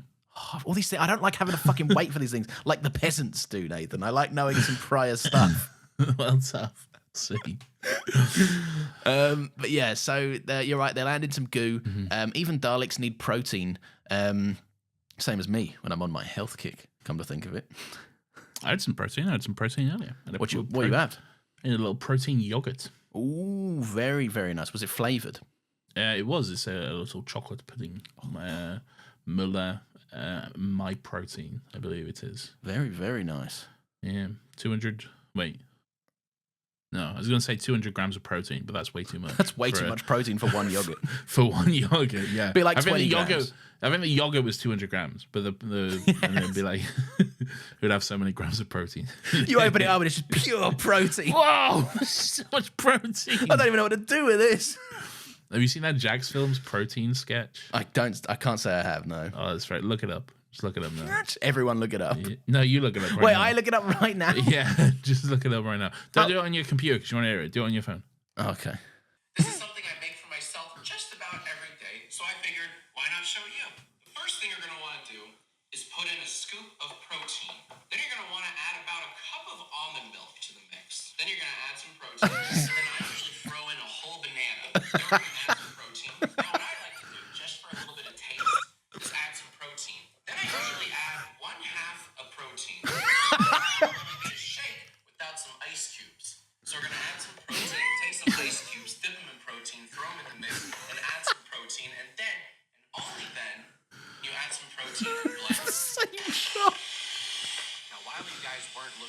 actually went back and added some protein. Once everything's all blended, you can pour the contents out into a glass, add some protein, and now you can finally add some protein and enjoy your beverage. Anyway, what was we saying? Oh, God, I don't even remember now. Oh, yeah, so they're in the goo. They're in the goo. Yes. And the Daleks basically absolve their victims into protein, and that's what they're in. And then Vod, whoever that is, says... Yes, you're one of us now. says, is Game of Thrones here? The Doctor says, yeah, top layer if you want to say a few words. That might be the coldest thing he's ever said. He is cold, but he's funny. It is top layer if you want to say some words. And then she's just basically had enough at that point, and then just like grabs him and is like, listen here, you fucking cunt. Yes, I've had enough of your silly business. Yeah. Do you know, up until today, I've never once considered the fact that Daleks need to eat. Yeah. Never thought about it. I would love to see a Dalek maybe sit down for a more formal meal, but they've like swapped out their weapons for like a knife and fork or something. Well, their plunger and their little for a knife and fork. That would work, I think. It'd be awkward to cut steaks and stuff, I bet, but It would be very awkward, yeah. I don't think it would work at all, to be honest. or they could keep the plunger and they do that thing where they extend it over the plate. Yeah. And then when they maybe the plunger like vibrates a little. They eat via the plunger. Yeah. You're saying. Okay. Like they ate that Doctor's face in Doomsday. They did eat that Doctor's face, or how they they put it over a keyboard in the episode Dalek in season 1, so they can hack the console or whatever. A keypad, I believe. Oh, it was a keypad, yeah. Yes. Imagine it trying to fit over a keyboard. Just awkwardly stretches out. Interesting. Yeah. Anyway, come to this podcast where we pontificate on the ideas of how a Dalek would eat a meal. Yeah. So the Doctor says basically the reason they're in the goo tank is that nothing is alive in here. So logically, this is the weakest spot in the Daleks' internal security. Nobody guards the dead. And then he says, mortuaries and larders, always the easiest to break out of. Oh, I've lived a life. Is that a reference to Eighth Doctor? Maybe. Oh, maybe, I guess, yeah. Yeah, TV movie. He's breaking out of that morgue, isn't he? Did he have an easy time? He had to boot it. He like punched it off the wall with his weird super strength, didn't he? Oh, yes, he did, yeah. Yeah. What happens next? Well, he makes the pun that no one appreciates, where he calls it a bolt hole. Yes, a bolt hole. Because it's a hole in which you would bolt through, but also a hole for a bolt. Yeah. And I love that in the background of this, the Doctor's really chuffed with himself, and Clara's kind of doing damage control. She's like, I'm sorry, he sucks sometimes. Well, yeah, she says, yeah, trust me, he'll get us out of here, but the difficult thing will be not killing him before he does. Yeah. Yeah. It's I mean, it's right. It's accurate to what was said earlier. Clara is the carer, so the Doctor doesn't have to. Like, this is a great new dynamic, I think. Yeah. And I'm enjoying seeing it. Anyway, what happens? They're crawling through a thing? Yeah, they're clambering through a little tight squeeze tunnel. The Doctor makes another jab at... well, he doesn't, actually. Clara preempts the Doctor making a jab about her hips. And he's like, oh, no, you're fine. You got hips like a man. Yeah, I'd say that's a jab. No, he makes the jab, but Clara's like, if you're going to say something about my hips... And he's like, no, I weren't, actually. Because he got says, man hips. Your hips are fine. You're built like a man. He says. Great. It's fun. You would be forgiving for thinking that this Doctor would not at all be romantically interested in Clara, but I get the impression that's not the case. You would be, okay? Is what I'll say. I'd say you would be. And I would say there would be people who would watch the entire run of Clara and the Doctor and would have that opinion and would stick to it, okay? And they wouldn't necessarily see it that way, okay? Wow, okay. And I would call them idiots who are wrong, okay? Well, I'd say in that is possible. You opened my eyes to the Ninth Doctor definitely being romantically interested in Rose, which I'd never previously seen that way before. So, yeah. I'm excited. I'm excited to come on this journey. And I'm excited to come. He's doing it now, everyone. No, I'm not. No, my old trick's been used against me. So the soldiers are wearing a Geiger counter, which is popping off all of a sudden. The only one that's alive is. Oh, yeah. Vod and somewhat Gretchen, I think her name is. Vod and Gretchen, yes. Yeah. Yes. Which I think that actually brings up an interesting point, actually. Something which I don't think is talked about much, and this is the case for quite a lot of this season, the next season, and even the season after. It's often a lot of the adventures are where the only actual man in the adventure is the Doctor. Oh, really? Yeah. And the rest of the group are women, which is, I don't know. I think that's quite interesting and surprising for Doctor Who, really. I guess I didn't notice it because we had Game of Thrones and we've got the uncle in the command center still. But yeah, I guess in the that's heart true. of the action, in the actual stuff going on. Yeah, because he dies 5 seconds in. 5 seconds in, he's gone. Yeah. Oh, that is interesting. I'll keep an eye out for that as we keep an eye out for that because it is definitely something that pops up. I think quite more for this season. I think it was definitely a conscious choice to have more women in strong roles. I guess throughout this era of Doctor Who. I guess. Stephen Moffat saw one too many hand in his pants comments. No, Stephen got tired of everyone just calling him a sexist. So he was like, well, I'll write some fucking women in there then. You love women so much, here's women. All right? I'll give you all the women you want. There you go. So Rusty the Dalek is suffering a radiation leak, which is poisoning it, which is causing the issue with the brain chemistry or something. Yeah, it's fucked up or whatever. Yeah, so the Doctor outright asks what's changing the Dalek, and Rusty the Dalek reveals he saw beauty. He saw worlds burning, and everyone's like, that's not beautiful, you prick. And he's like, nah, but I also saw the birth of a star, and we've destroyed fucking loads of stars, and yet they keep being born. So really, are the Daleks kind of pointless? I reckon they might be. And that's the conclusion Rusty's come to. Yeah, he says resistance is futile. And the Doctor's like, resistance to what? And the Dalek, Rusty, as you've called him, says, life returns, life prevails, resistance is futile. So quite an interesting concept for a Dalek to have, really. Definitely. I like it when the Dalek starts to kind of when you can chip away at that core ethos. We get it a little bit with the human Dalek. We get it a little bit with Dalek Khan, I suppose, a tiny bit. It's interesting when it happens. What happened with Dalek Khan? Well, he was he did the big trick, didn't he, on Davros? He was like, I brought them all here so they can fucking kill you. I hate you, Davros, you suck. Pretty sure he was about that in Journey's End.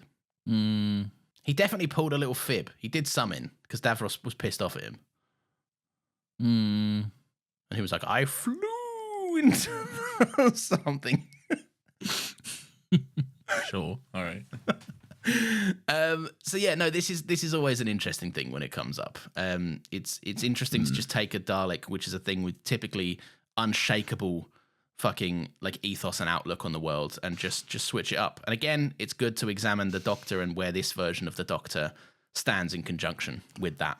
Well, yeah, the Dalek, one of the first things we're told about the Dalek is they have all emotions removed except hate. So naturally, I feel like as a writer, one of the first things you'd want to do is see what happens if you don't remove all those emotions, if you introduce other emotions to them and see how that changes the dynamic and the effects of it and see how that can play with things. So yeah, it's interesting. Spoiler alert, it's almost always an existential crisis. Almost always, yes. Then the Daleks are pretty much unanimously go, that one's fucked, yeah, let's kill it. Let's kill it, that one's dirty. So the Doctor finds the big radiation leak and he uses the sonic to close it up. Clara's a little let down by how easy it all was, and the Doctor says that a good anticlimax is good for his hearts every once in a while, which is a bit of fun. Yeah, that was quite good. But then this is your beef for the episode. Rusty turns evil again and everyone's like, whoa, what? Yeah, so yeah, he's like, hey, problem solved, hey Rusty, we did good, right? And he just doesn't answer. And then the Doctor's like, Rusty, we did good, right? We did a good job, Rusty, come on, what's going on, come on. And then he's like, weapons charged, kill, exterminate. And you're like, oh no, why? What? Never knew that. What? Never knew that. If only we could have seen this coming. Yeah. Now that you've said it, it kind of does stick out, doesn't it? Like it does. It just seems like, well, yeah. What the fuck was you expecting? You know, we've got a broken Dalek, and by broken, it's it wants to kill other Daleks. All right, let's go in and fix it then. All right, we fixed it. Oh no, it's killing us. Yeah. What were you thinking? Yeah, that's kind of what were you expecting, you know? If any rational person at this point, like over the comms, would be hearing their mates, their fellow soldiers, their family members, right, start catching fucking bullets from the Daleks. Yeah. You would just take a fucking hammer to the inside of this Dalek, wouldn't you? Like, any sane person would be like, what can I hit that would fuck this Dalek up, basically? Well, one of them does, the one you call Vord. Well, no, she's about to blow it up, but she doesn't. Yeah. She pulls the grenade out and is ready to go, but then the Doctor stops her. Well, after a quick therapy session with Clara, anyway. Yes. Which is a key point that we probably shouldn't brush too quickly over. The Doctor says he's always said it. Like, I've always said it, right? There's no such thing as a good Dalek, right? There never was a good Dalek. There was a broken Dalek, and we repaired it, he says. Yes. And Clara is like, what if I slap you, you smug prick? What if I give you the hardest smack that has ever been put to camera? Fucking felt brutal. that one. I felt it. I clutched my cheek afterwards. I was like, fucking hell. You can really feel the intensity of that. They do something with the sound effect, I reckon, where they just turn it up to the fucking, like, to the max. Because that looks painful. Yeah. Peter Capaldi, props on him for selling it as well. Like, yeah. Maybe they actually did it. Peter Capaldi seems like the kind of guy who'd be like, yeah, just fucking slap me. Give me a fucking slap about, yeah. You ever been slapped on stage? I have many times. I have many times, and I always tell them to just fucking go for it. Just do it. Oh, you want it? Oh, you're a method, are you? Yeah, and secretly it's my kink. So. They don't know it, but Nathan's just a big pervert. He's auditioning for the local Amtrams. Like, does this character get slapped at any point, please? That's not true, by the way, before I get cancelled. There you go. You said it. It will be something like that. You will say something dumb like that. Yes, now I'm cancelled for my many crimes. Did you set that whole joke up just to do that? No, I didn't. No, I didn't. Like, the genius I would have to be to set that up. All right. But yeah, so it's a great call out from Clara, I think, to call him out because he's sat there not doing anything. He's just there being like, I could have told you all this would happen. Fucking told you so. Yeah. And Clara's like, what's fucking wrong with you? Yeah. I do like that Clara puts him in his place. The smack, look, say what you want about the smack isn't needed, is it? No, fucking, maybe it is needed. Maybe this cunt does need to be smacked once in a while, you know? Maybe he does need to be put in his place, and fucking hell, boy, does she do that. Right? But little does she know that it's his kink as well. No. A man of taste, I say. Birds of a feather, you two. It's great. It's like, you can see on Jenna's face, and this is a great performance from her, you can see on Jenna's face that Clara doesn't recognize who she's looking at. And like, it's such a vast contrast from the last week's episode of like just see me, just take a moment and see me. And then suddenly she's like, maybe I was wrong. Yeah. Like, you do kind of suck a little bit now. Yeah. Yeah. Sorry, I was just reading. So Vod gets some orders.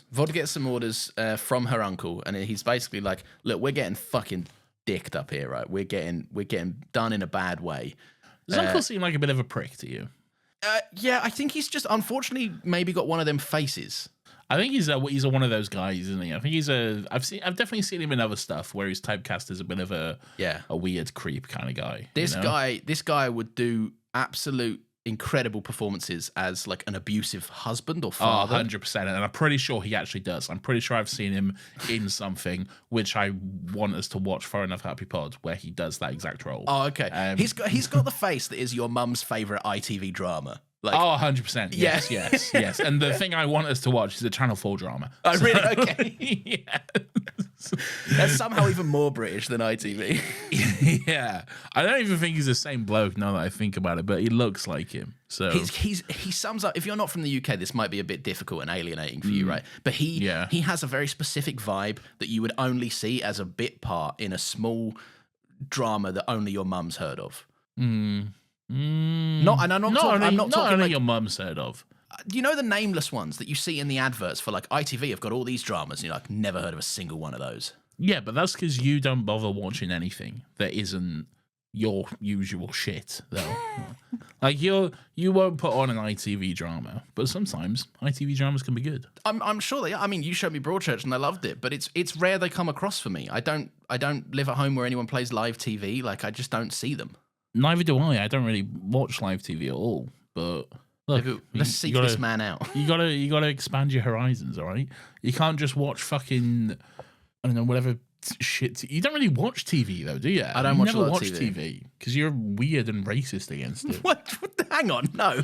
You only like want to watch a show if it's made by A24 or some shit. No, I've this year alone I've already watched Sex Education as the whole, and I've started Severance. I'm trying to do more TV.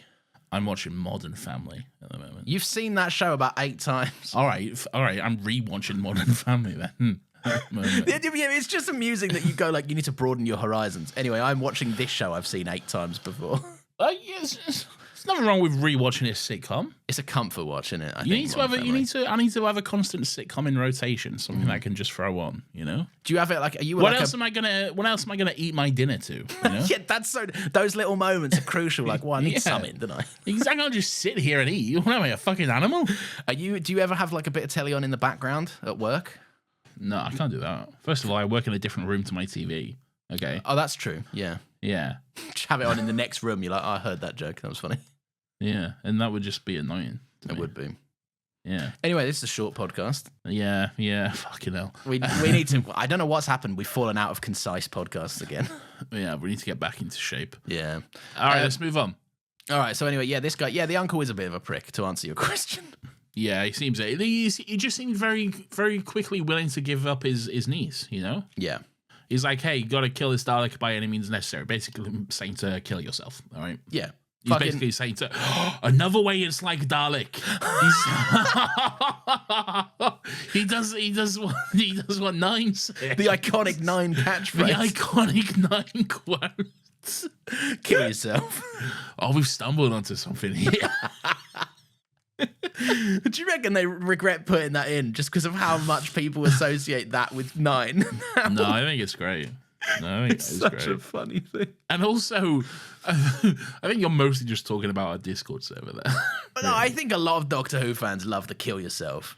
Yeah, but I don't think they only associate it with 9. Maybe not. It's not the immediate thing that comes to mind of when you think of the 9th Doctor, is it? Christopher Eccleston has got 2 of the most iconic quotes used frequently in the Doctor Who fandom, I think. That being kill yourself and also sack Russell T Davies. Not to forget such other bangers like There She Is, Parasite in Chief and her idiot hat. Oh, fucking... Followed by a comment from someone saying, careful, Chris. And Chris replying, kiss my ass. It's fucking... That's my Doctor right there. What a king. What a fucking king. I love that the Doctor as a character is just so staple British. Like, it's iconography that everyone associates with the UK, right?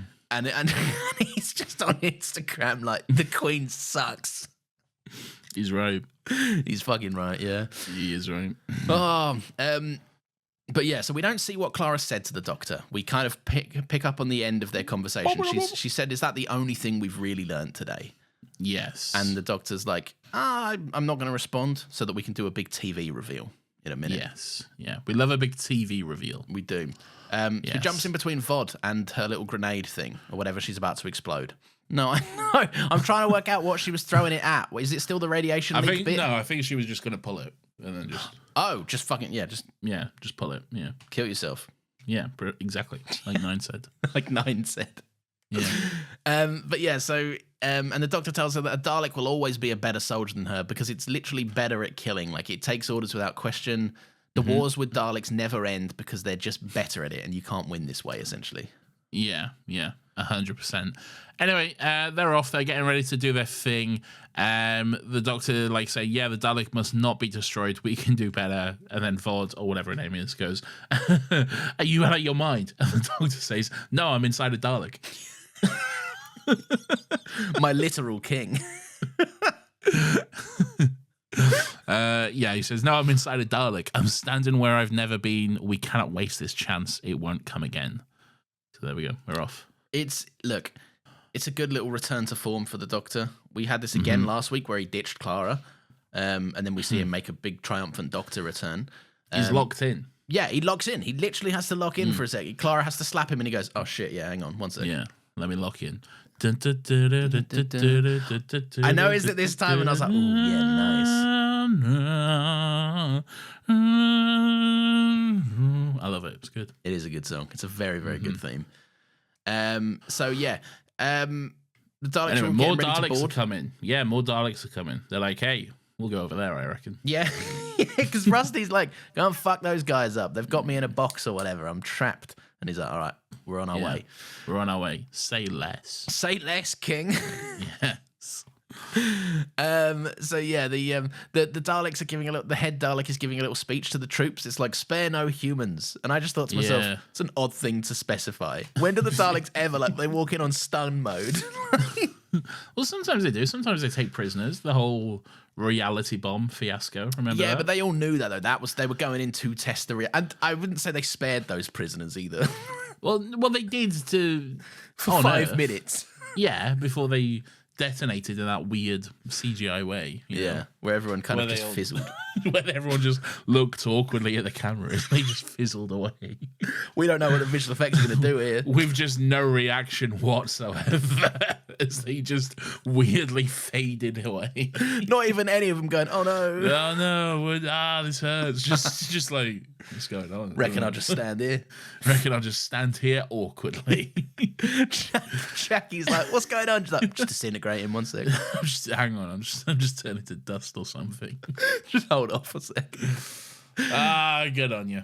Good on you. We need to stop doing 2000. bits. We're so far into this. I'll never stop doing bits. All right. Never ask me to do that. Okay. Because like the Doctor, I never will. Oh. All right. Is that even a quote he says? No, I never. I think he would, says, "I never would," or something. Yeah. Well, I never would not do a bit. all right? Yeah. Make this the foundation. A man who never would not do bits. Make this the foundation of your podcast. A man who will never not do a bit. So anyway, Vod puts the grenade down. She's gonna blow it, and then she's like, "You motherfucker, you're right. I'm a Whatever. good." We can skip all this, but we've said this like 4 times now. Yeah, Fuck all it's that. true. It's true. Anyway, so they're off. They climb up a thing, and then the Daleks are coming. Blah blah blah. Who cares? And then they're like, "Hey, you go up to the memory banks and activate all the memory banks and stuff." And Clara's like, "What, me?" And the Doctor goes, "Oh yeah, good idea. You." And she goes, "How am I supposed to do that?" And I love this. And he just goes, "Haven't the foggiest. Do a clever thing. Figure it out." Yeah. And then once you've done it, the Dalek will be suggestible to new ideas, and he's basically gonna go have a little chat with the Dalek and do a clever thing. Yeah, he says, "I'm basically. going to show it something that will change its outlook forever." And again, someone's like, "What?" And he's like, "Don't know yet. Figure it out later." Yeah, no idea. I'll cross that bridge when I come to it. It's the tempo for Doctor Who. The score popping off, and the Doctor has the bare minimum of a plan. That's exactly the recipe of most Doctor Who episodes. Yeah, exactly. Anyway, the other soldier kills herself or whatever. She sacrifices herself.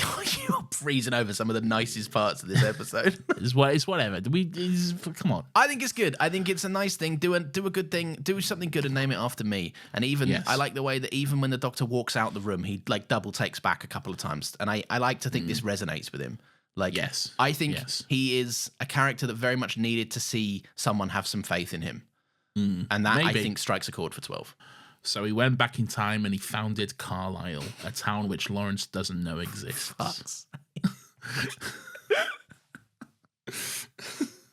Great. That's her name. I know, and I know that you were waiting to do that as well. I was. Fuck's sake. I wrote it down specifically. So anyway, Gretchen gets shot and she dies screaming, but in fact, she wakes up next to a mysterious Michelle Gomez. Oh, sorry, I'm trying to do the like heaven theme. Oh yeah, go for it. It's just like a I can't quite do it, but it's like I think you nail it one more time if you give it another go. Oh yes, the universal sound for heaven. It's just like weird, like orchestra, like Are you trying to do like a heavenly choir? Yeah, there's like a little heavenly choir going on. And your heavenly choir is... Look, I can't... It sounds something like that, all right? I'm going to find it now. Fuck you, all right? I'm going to fucking find it, man.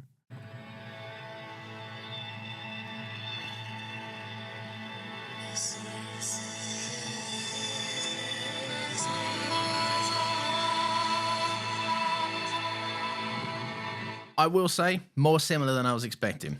There you go, see? I was just thinking it was just like a random heavenly choir you were trying to do an impression of. No, I was trying to do that. I couldn't quite do it, though, but I was trying to do that. I think you did it well now that I've heard it. Well done. Yeah, exactly. Dickhead. I might line you up with it. Great. In fact, I did. I lined it up. Here it is.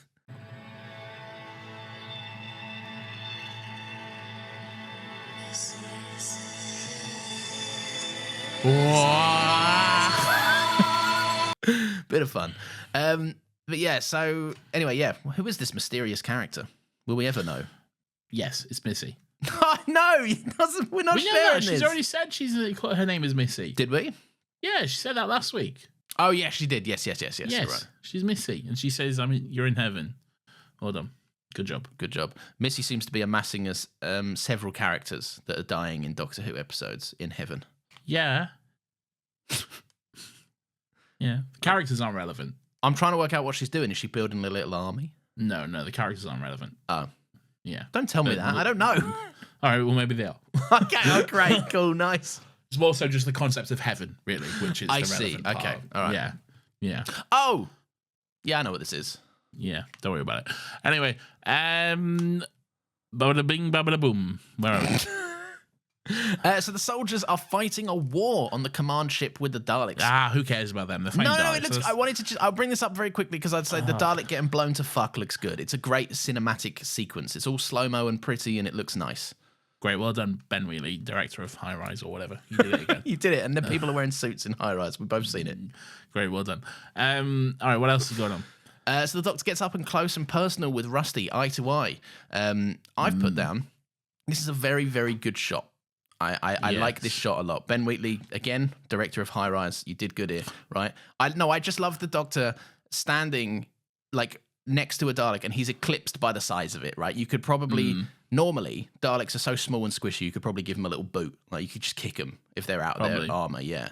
Yeah, probably. But it's similar to the shot of the Emperor Dalek when the Ninth Doctor sees the Emperor Dalek for the first time. It's just a nice little visual representation of just how much they loom over the Doctor and how physically imposing the Doctor finds them versus what their actual exterior typically is to him. Yeah. It is quite interesting to see just the size comparison. Really, the again, it's just not what we're used to. Really, seeing a Dalek, a little squid Dalek, be so much bigger than the Doctor is definitely quite interesting. Like it's blown up to how the Doctor associates them in his head. Like they're that big of a deal, I guess. Yes. Yeah, maybe.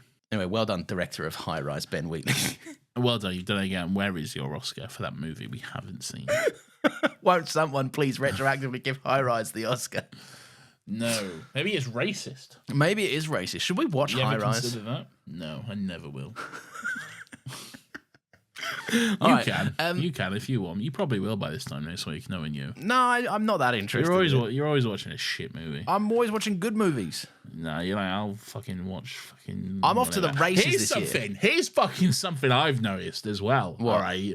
Your wife has recently gotten Letterboxd, okay? And I'm pretty sure you've made her get this account purely so she can like fucking every single review you post. Right. Because that is all I see on my activity feed now. All right? Nathan, I might be introducing you here to the concept of my wife just likes me as a person. No. And maybe just like, I was cooking today and I looked over at my phone and I saw that she liked the review and I went, oh, thanks. And she went, yeah, no problem. No.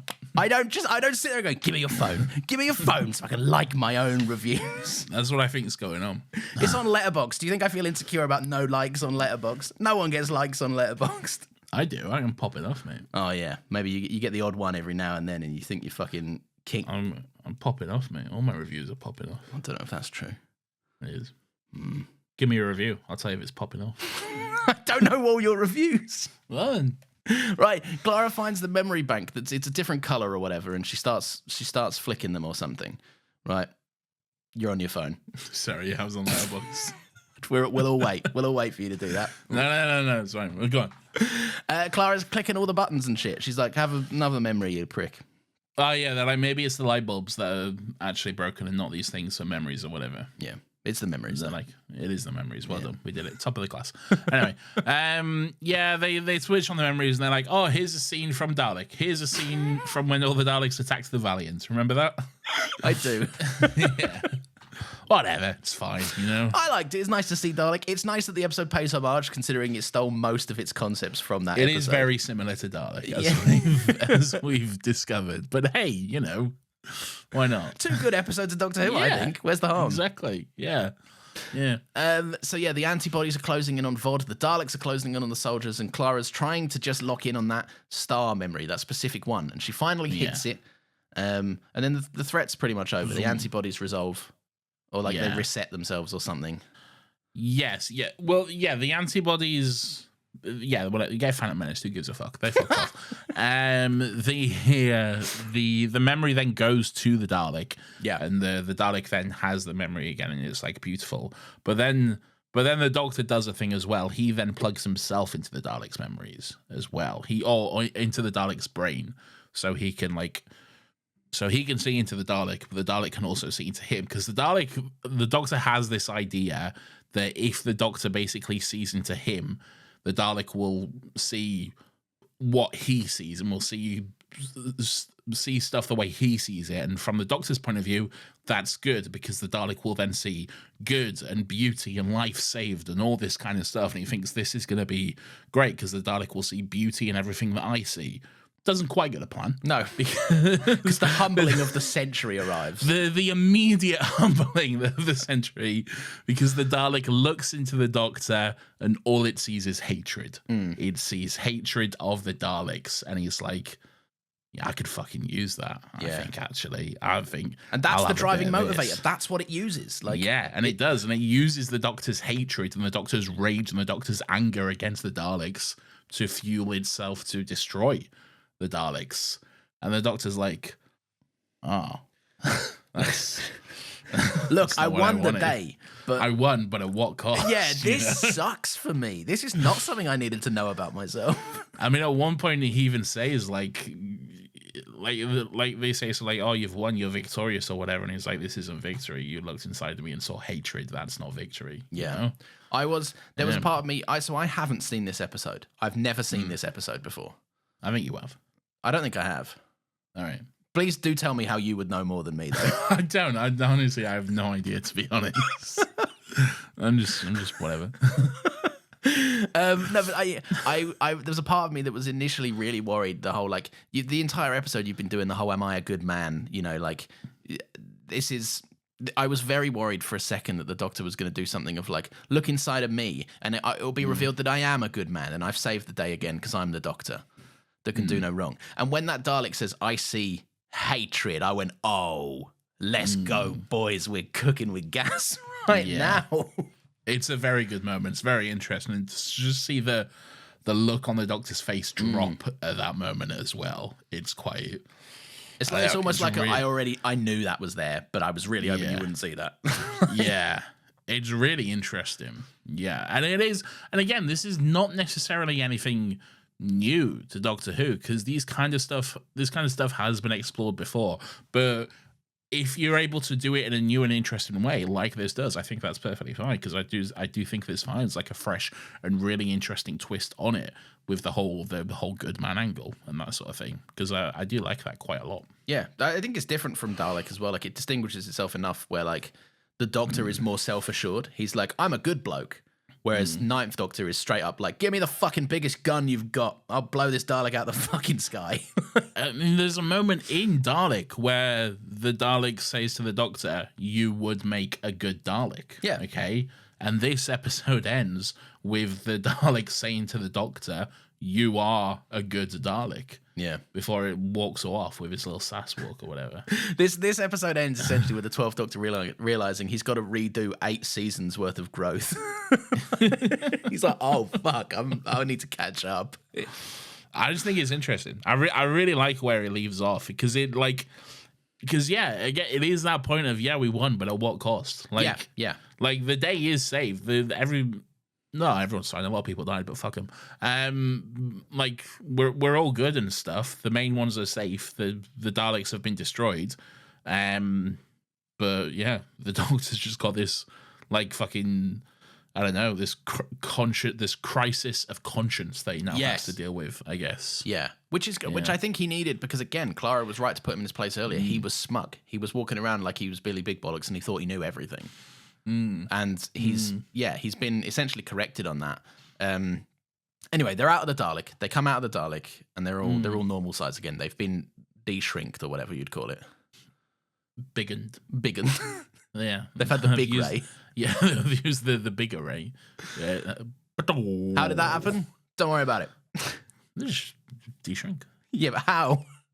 Probably something to do with those wrist things. Oh, yeah. They probably had to leave the Dalek and then they just reversed it or whatever the fuck. Yeah, whatever. Who cares? It doesn't matter. It's just details, isn't it? It doesn't matter, you know? Oh, yeah. We never get bogged down in details. No silly little details like that. Anyway, they're off. That soldier wants to come with them, but the Doctor's like, I think you're probably nice, but you're a soldier, so no. Bye. Skipped over so much.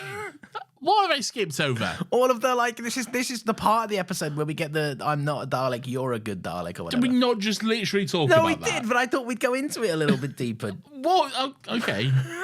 What more is it? I thought we just talked about it, really. Yeah, you're right. We did. I'm extending this too much. We don't need to. Is there anything else you want to say on it that you haven't already? No, I don't think so. I like that it does stick with the Doctor more so. Like he says till next time to the Daleks and he leaves. He doesn't even say goodbye to the humans that are with him. Like he actually just acknowledges the Daleks, and I think that's a nice idea of like he's more one-to-one with them than he is with people these days, and he thinks that himself. Yeah. Till the next time, Rusty. Yeah. Oh, Rusty. Oh, is Rusty coming back? Maybe. We'll have to see. Oh, maybe. I like this. I feel like you strike a good balance with giving me an appropriate amount of sizzle. We'll have to see, Lawrence. Watch him never come back and this be a big joke. We'll have to see. I do like that he goes off and he's like, I'm going to go back and fucking kill all those Daleks, by the way. Like, I do like that he's like, I'm going to go and pretend to be a nasty Dalek, but I'm actually a spy. Yeah. It's a bit of fun. But yes, you're right. Vod wants to go with the Doctor. Yeah, and he just basically says no. Yeah. See you later. Actually, kill yourself. He doesn't say that. But yeah, no, she gets rejected. And then they're off. They're back in the TARDIS. They're off home. They are indeed. So it's the Clara has changed her clothes. She comes out because she's obviously off on like some teacher's work do, which is essentially a date with Danny. For her. A leaving do. Yeah. Yeah. It's a leaving do, yeah. And she's like, how do I look? And the Doctor's like, short and roundish, but with a good personality, and that's what counts. Yeah. I like this. This is a fun gag I'm really enjoying. It is fun. It is a bit of fun. Yeah. But she's like, oh, yeah, but I changed my clothes. And he's like, still making an effort. That's so good. Good for you. Yeah. Yeah.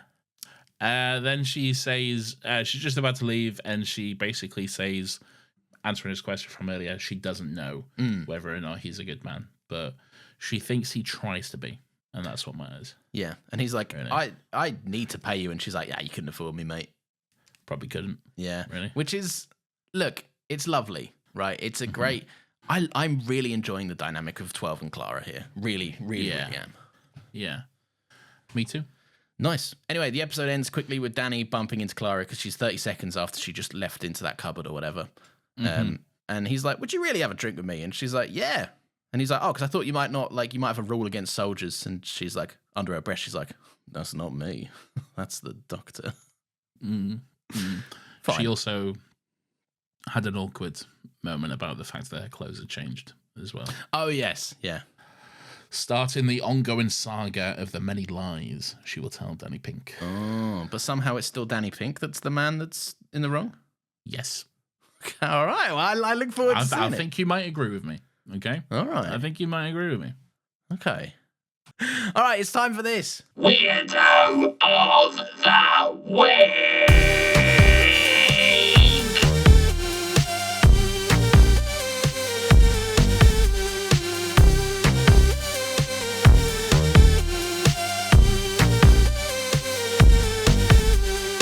weirdo. This is everyone's favourite section of the show where we get to take a chance to look back and reflect on some of the weird and wonderful and grubby little characters who come across our screens each and every week. Lawrence, who is your weirdo for this week? Hurry up. It's Davros. He's not in it. Nobody's counts. He's not in it, mate. All right, you've given showrunners and stuff before that aren't exactly in the episode. Yeah, but they contributed to it. Right. Well, I would say that Davros has a part to play in this episode. All right, let's see what you got. He designed the Dalek interiors to have so much empty space in them, almost akin to regular human-sized corridors, you might add. So I think he's a weirdo for that. Maybe you should have gone with the secretary. No, what's wrong with that weirdo? Look, mine's a bit of a cop-out, if I'll be honest with you. All right, what's yours? Mine's Clara. Okay. For hold on, I got it here actually. Mine is Clara for answering a question hours after it was initially asked with zero context and expecting the doctor to understand what the fuck she's talking about. That's not that much of a cop-out. That's an odd thing to do. It is pretty odd. Yeah, to just out of the blue be like, I don't know. And he's like, what the fuck are you talking about? You don't know what? No one was talking to you, Clara. What are you talking? What do you mean? I didn't ask you anything. What the fuck are you saying? You don't know what? Like it's been literally hours since that conversation. You expect to just pick that up with no context whatsoever? I don't know. What? If you are a good man, well, lead with that then. Yeah. All right. What is this? What is this weird riddle dance we're doing? It's one of them TV things. You got to. I know it's a TV thing. I know, but come on. But we have to believe that Clara did it, and that's Exactly. weird from her. That is weird from her, but good for her. Good on her. Good on her indeed. Nathan, it's time for the audience to have their say now. What? I know. If you're new, you can write into the emails or the Discord and let us know your thoughts on the episode, and we look through them, we pick some out, and we read them on the show. Should we start with some emails? Yeah, go on then. Why not? This one is from Corey Harrigan, who says, "New to Who and you. Greetings, gentlemen. As a new viewer of Doctor Who, it was very exciting for me to find your podcast immediately upon starting my journey. It's been great to listen to your episodes along with my first time watch through.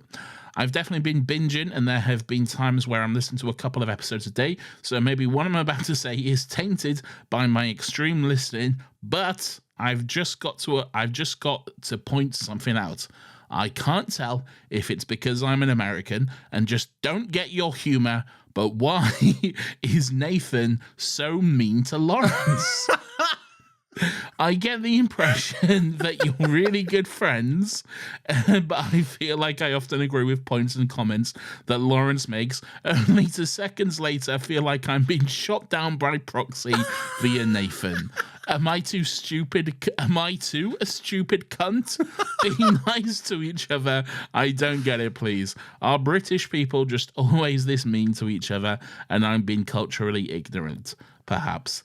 Look forward to a new year with the 12th Doctor, who I also thought was too mean at first, but thankfully he softened with time. Cheers, boys."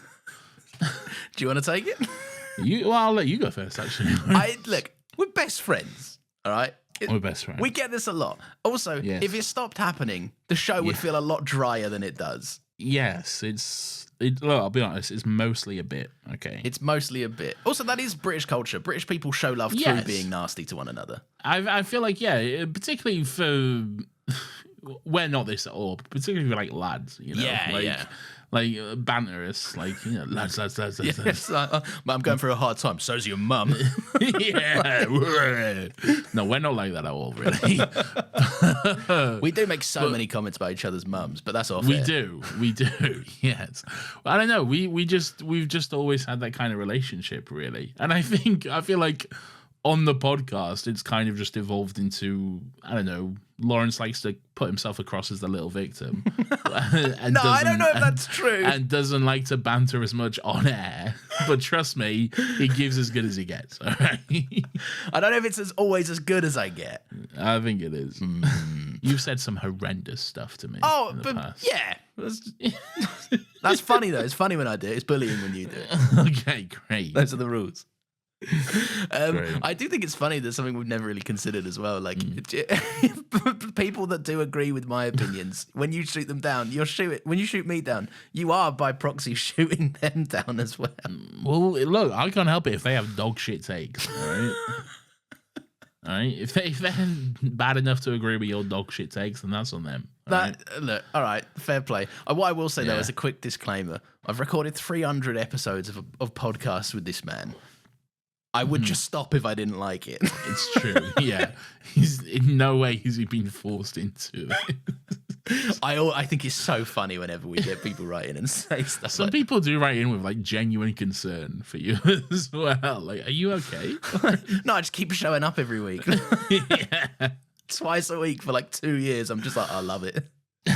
I made you cry with my best man speech. Exactly. No one ever fucking mentions that, do they? In fairness, no one else was at my wedding other than you. To be fair, that is true. Yeah. Some people probably were. Well, yeah, not these guys.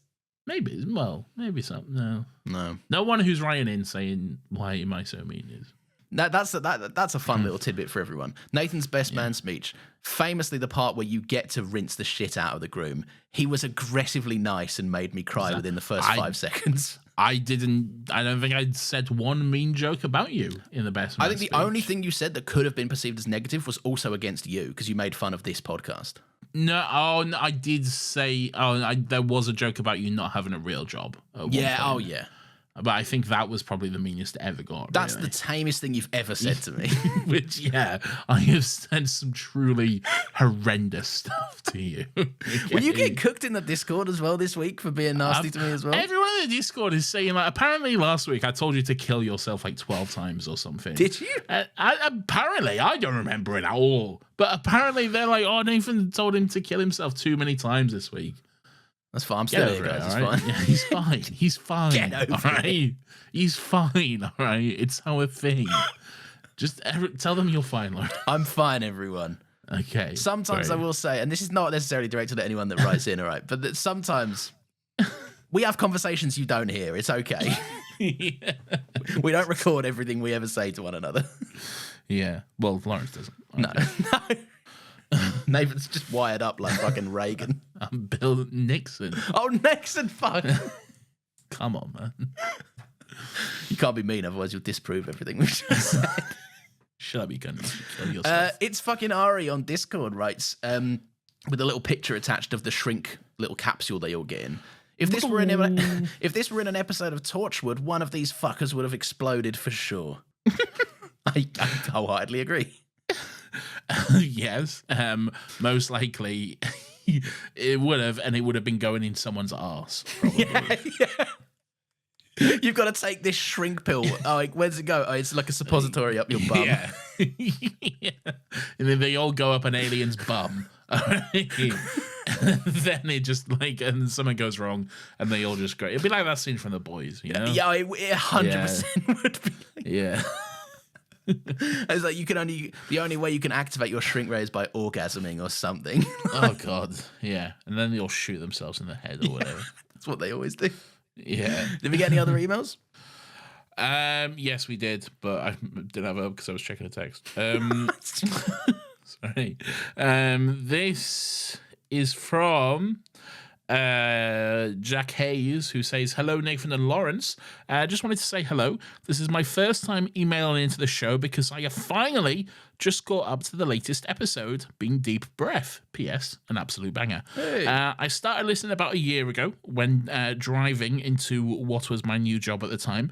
Being a new job, I was a nervous wreck, and every morning, but having you two make me laugh with your random tangents and bullying of each other, speaking of which, always took my mind off things. This week, I've started another new job, brackets potential career for me, and whilst the drive to and from work is now short, playing Still Got Legs in the background in the evenings has helped me switch off from the overwhelming start to my new job. Just wanted to say the biggest thank you. I've never been able to stick with a piece of media this consistently for this long. You guys are brilliant and single-handedly rekindled my love of Doctor Who. Keep on legging. What a nice thing to say. Fucking stop it. Stop so being sweet. Nice.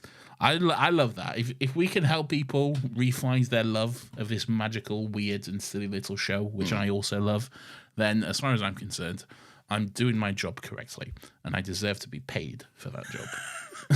Which leads us on to the Ko-Fi link, which is No. I should clarify, not by the listeners, by like, I don't know, Russell or someone. Yeah, Russell should pay us money. Yeah, BBC should pay us money. Yeah. Oh, yeah, that's true. Yeah. Yeah. I You had a look on your face when I said BBC, which I think mean that you didn't think you thought I wasn't talking about the British Broadcasting Corporation, Right. didn't you? You had something else on your mind when I said that. With reference to the last email, that look was maybe a fleeting second. Nathan and I are that good friends that he knew that, and that was 100% correct.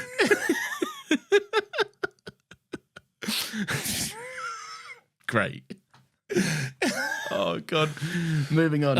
Anyway, good luck with your new job. Hope it goes well. Yeah, indeed. And yeah, thank you for saying nice things. It's always very nice. Thank you very much, Jack. Thank you. And never ever eat pears on the Discord writes, greetings from the possibly, maybe, definitely not another Doctor Who Rewatch podcast. What? I know, apparently called And Never Ever Eat Pears. I've never heard of this show, but I'm sure. This is outrageous. I know, this is a joke, frankly. How dare you invade our Discord? Get out! No, they write What's it called? Never ever eat pears? And Never Ever Eat Pears, yeah. Never ever eat. I'll be checking it out this week. Well, then read it then. Yeah, all right, I will. Just giving everyone a moment to write it down and search up the show and go follow the show. I'm sure these people are cool. They can pause it. Just fucking read it. All right, fine. First of all, I just wanted to thank you both for the wonderful show and keeping my spirits up when I need it the most. Your show helped inspire the creation of ours. That's lovely. Oh, thank you very much. That's very kind. That's so kind. And I hope you will continue making Doctor Who content for many years to come. That's the plan. As for Into the Dalek, can we please take a moment and focus on the horror of the Daleks needing to eat and this one having its extracted protein from people? Yeah, can you imagine brutal. there are protein farms out there in the dark reaches of the galaxy where Daleks go back for a little nom nom? Much love and never ever eat pears. Well, thank you very much. I just looked you up on Apple Podcasts and couldn't find anything. I think I have found you on YouTube though.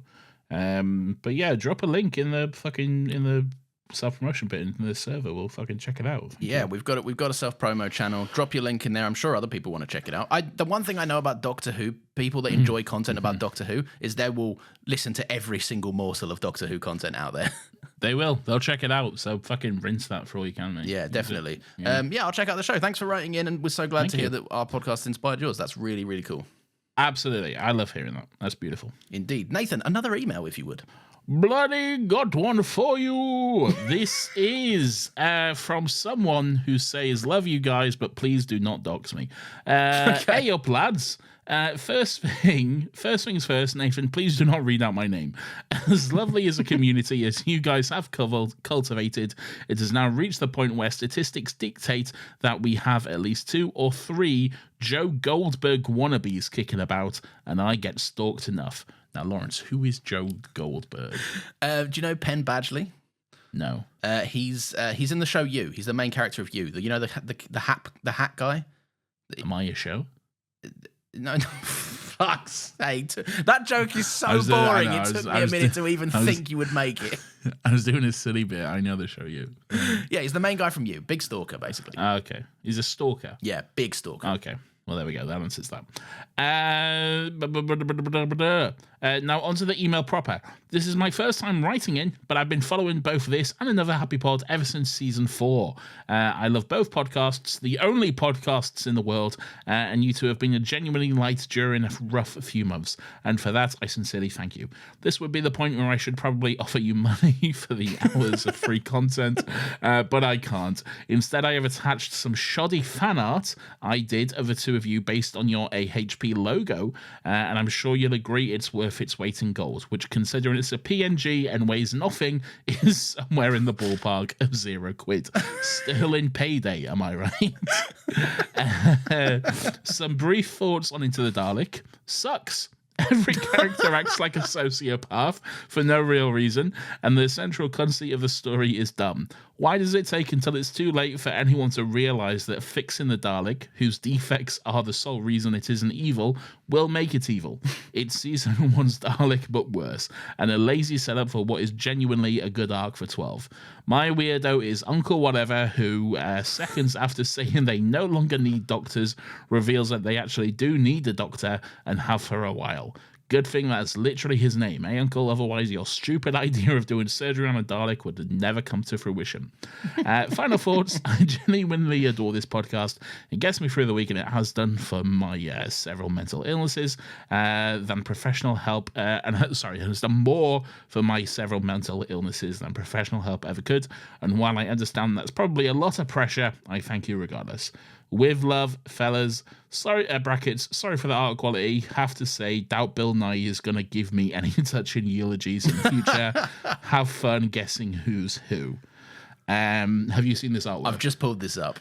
This is fucking brilliant. This is such good art. This is amazing. Okay, I think I can guess who is who, really. Okay, and I probably will post this in the Discord. If I can post this in the Discord, mysterious person who I can't name, let us know. Send me a follow-up email just so I can share this. But this is great. I feel like I am the one who has been drawn in the 12th Doctor's style, and you're the one who has been drawn in the 10th Doctor. And the reason I say that is because of the little gap in your little mustache. That was one of the giveaways for me too. Yes. Yeah. That and they're both of our, well, not 12 isn't your favorite Doctor, but you're a shooter for 12, whereas I'm a shooter for 10. Yeah, you're a weirdo. Yeah, I will say, I know this is based off our Another Happy Pod artwork, but you've been very generous to both of us. Okay, really generous. This is infinitely more handsome than us two will ever actually be. We both have such full heads of hair. It was so full heads of hair, such full and luscious beards on us both. Please do send Nathan a follow-up email if we can share this, because I would love to see. I would love to see people's reaction to this piece of art. It's genuinely great though. I love it. Thank you very much for this. Again, you have been very generous. With that. We should put current photos of us next to this. We should. Yeah, we do the same poses in the costumes and everything. Oh, that's beautiful stuff. Thank you. Indeed. Thank you very much. Last message I'll say, and I like this message specifically because it gets into some specific detail that I think we would probably nitpick ourselves. Dr. Strangelove on the Discord says, great episode, but I will say that 12's characterization is off this episode. He is super mean and cruel, and then any time after this, he never reaches anywhere close to as mean as he was. Quick pause while we comment on that. I think there's a reason because of that, and I think that reason is because of this episode. Yeah, I don't know much about where he goes and like how he interacts with people beyond this, but I will say this is the first time he's gone on an outing himself rather than just crash landing somewhere. So as a starting point, you can really only go up from here, which is probably why it's so far down. Like, yeah, I wouldn't say, I don't think it's out of character. I just think it's the character evolves. Yeah, you know? Yeah. You can't really be out of character if this is the only thing we've seen of the character so far. And yeah, and it's not like he's instantly like Mr. kind-hearted, friendly person who will, hug and kiss everyone he sees. Like, he's still a grumpy prick for a lot of time to come and stuff, and will be for quite a while. So just maybe calls it on letting people kill themselves and stuff. Not even. Wow. Okay. Right? There's stuff to come. All right. There's some very interesting episodes to come and to discuss. So like, if he has a tactical advantage, he will use that tactical advantage. Okay. Interesting. Okay. So yes. Yeah. Well, there we go. Dr. Strangelove finishes off by saying, also the way Capaldi uses the Sonic to invoke classic Doctors who hold the Sonic up and point with the side, but it doesn't really work because the Sonic 12 is used to be pointed with the tip. Get over it, nerd. Yeah. No, I feel like that's something we would definitely moan about. No, I feel like something you would moan about. Yeah, I'm more critical of the Sonic, to be fair. Yeah. Me, I don't care. It's vibes, isn't it? If he's doing it for like a classic Doctor Who vibes as well, that's just fun. Capaldi was like a massive super nerd for the show, right?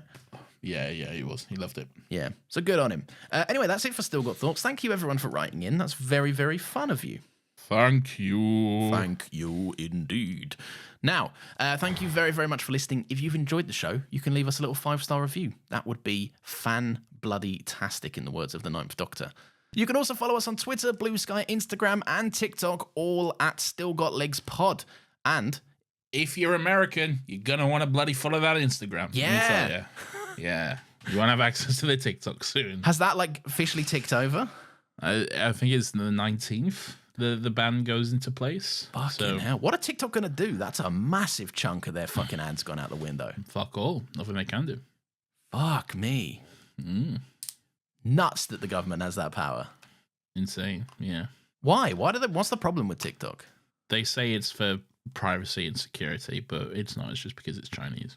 They will do literally anything other than ban guns. Look how efficiently and quickly this got done, by the way. Yeah.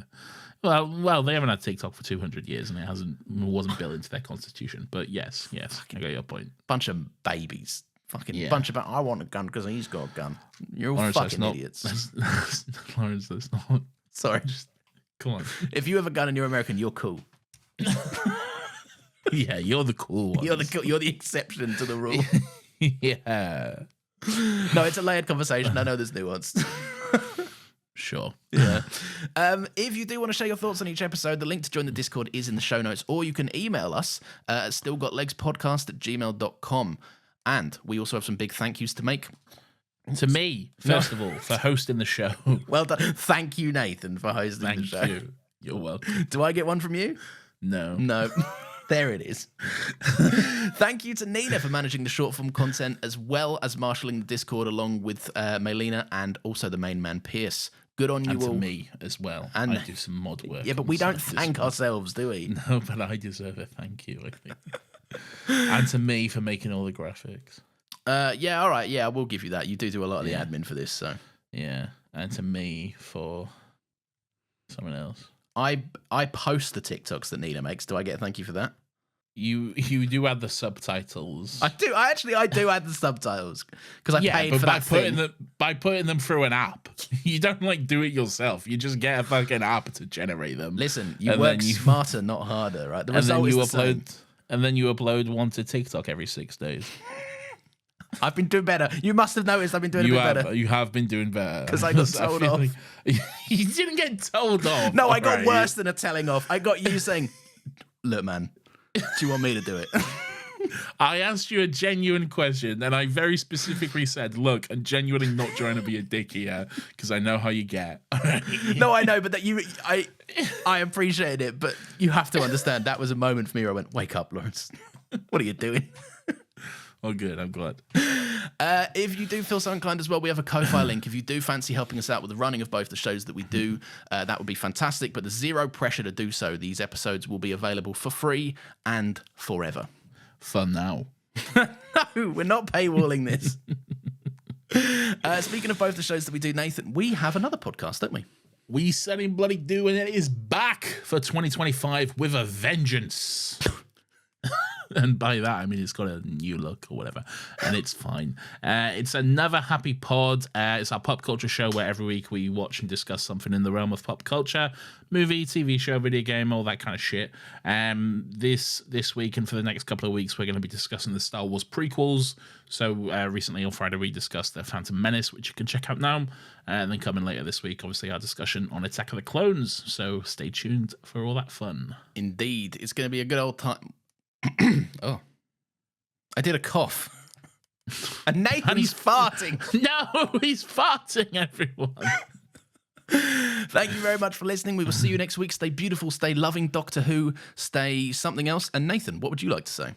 I would like to say, fuck you. But I love you. Mwah, mwah.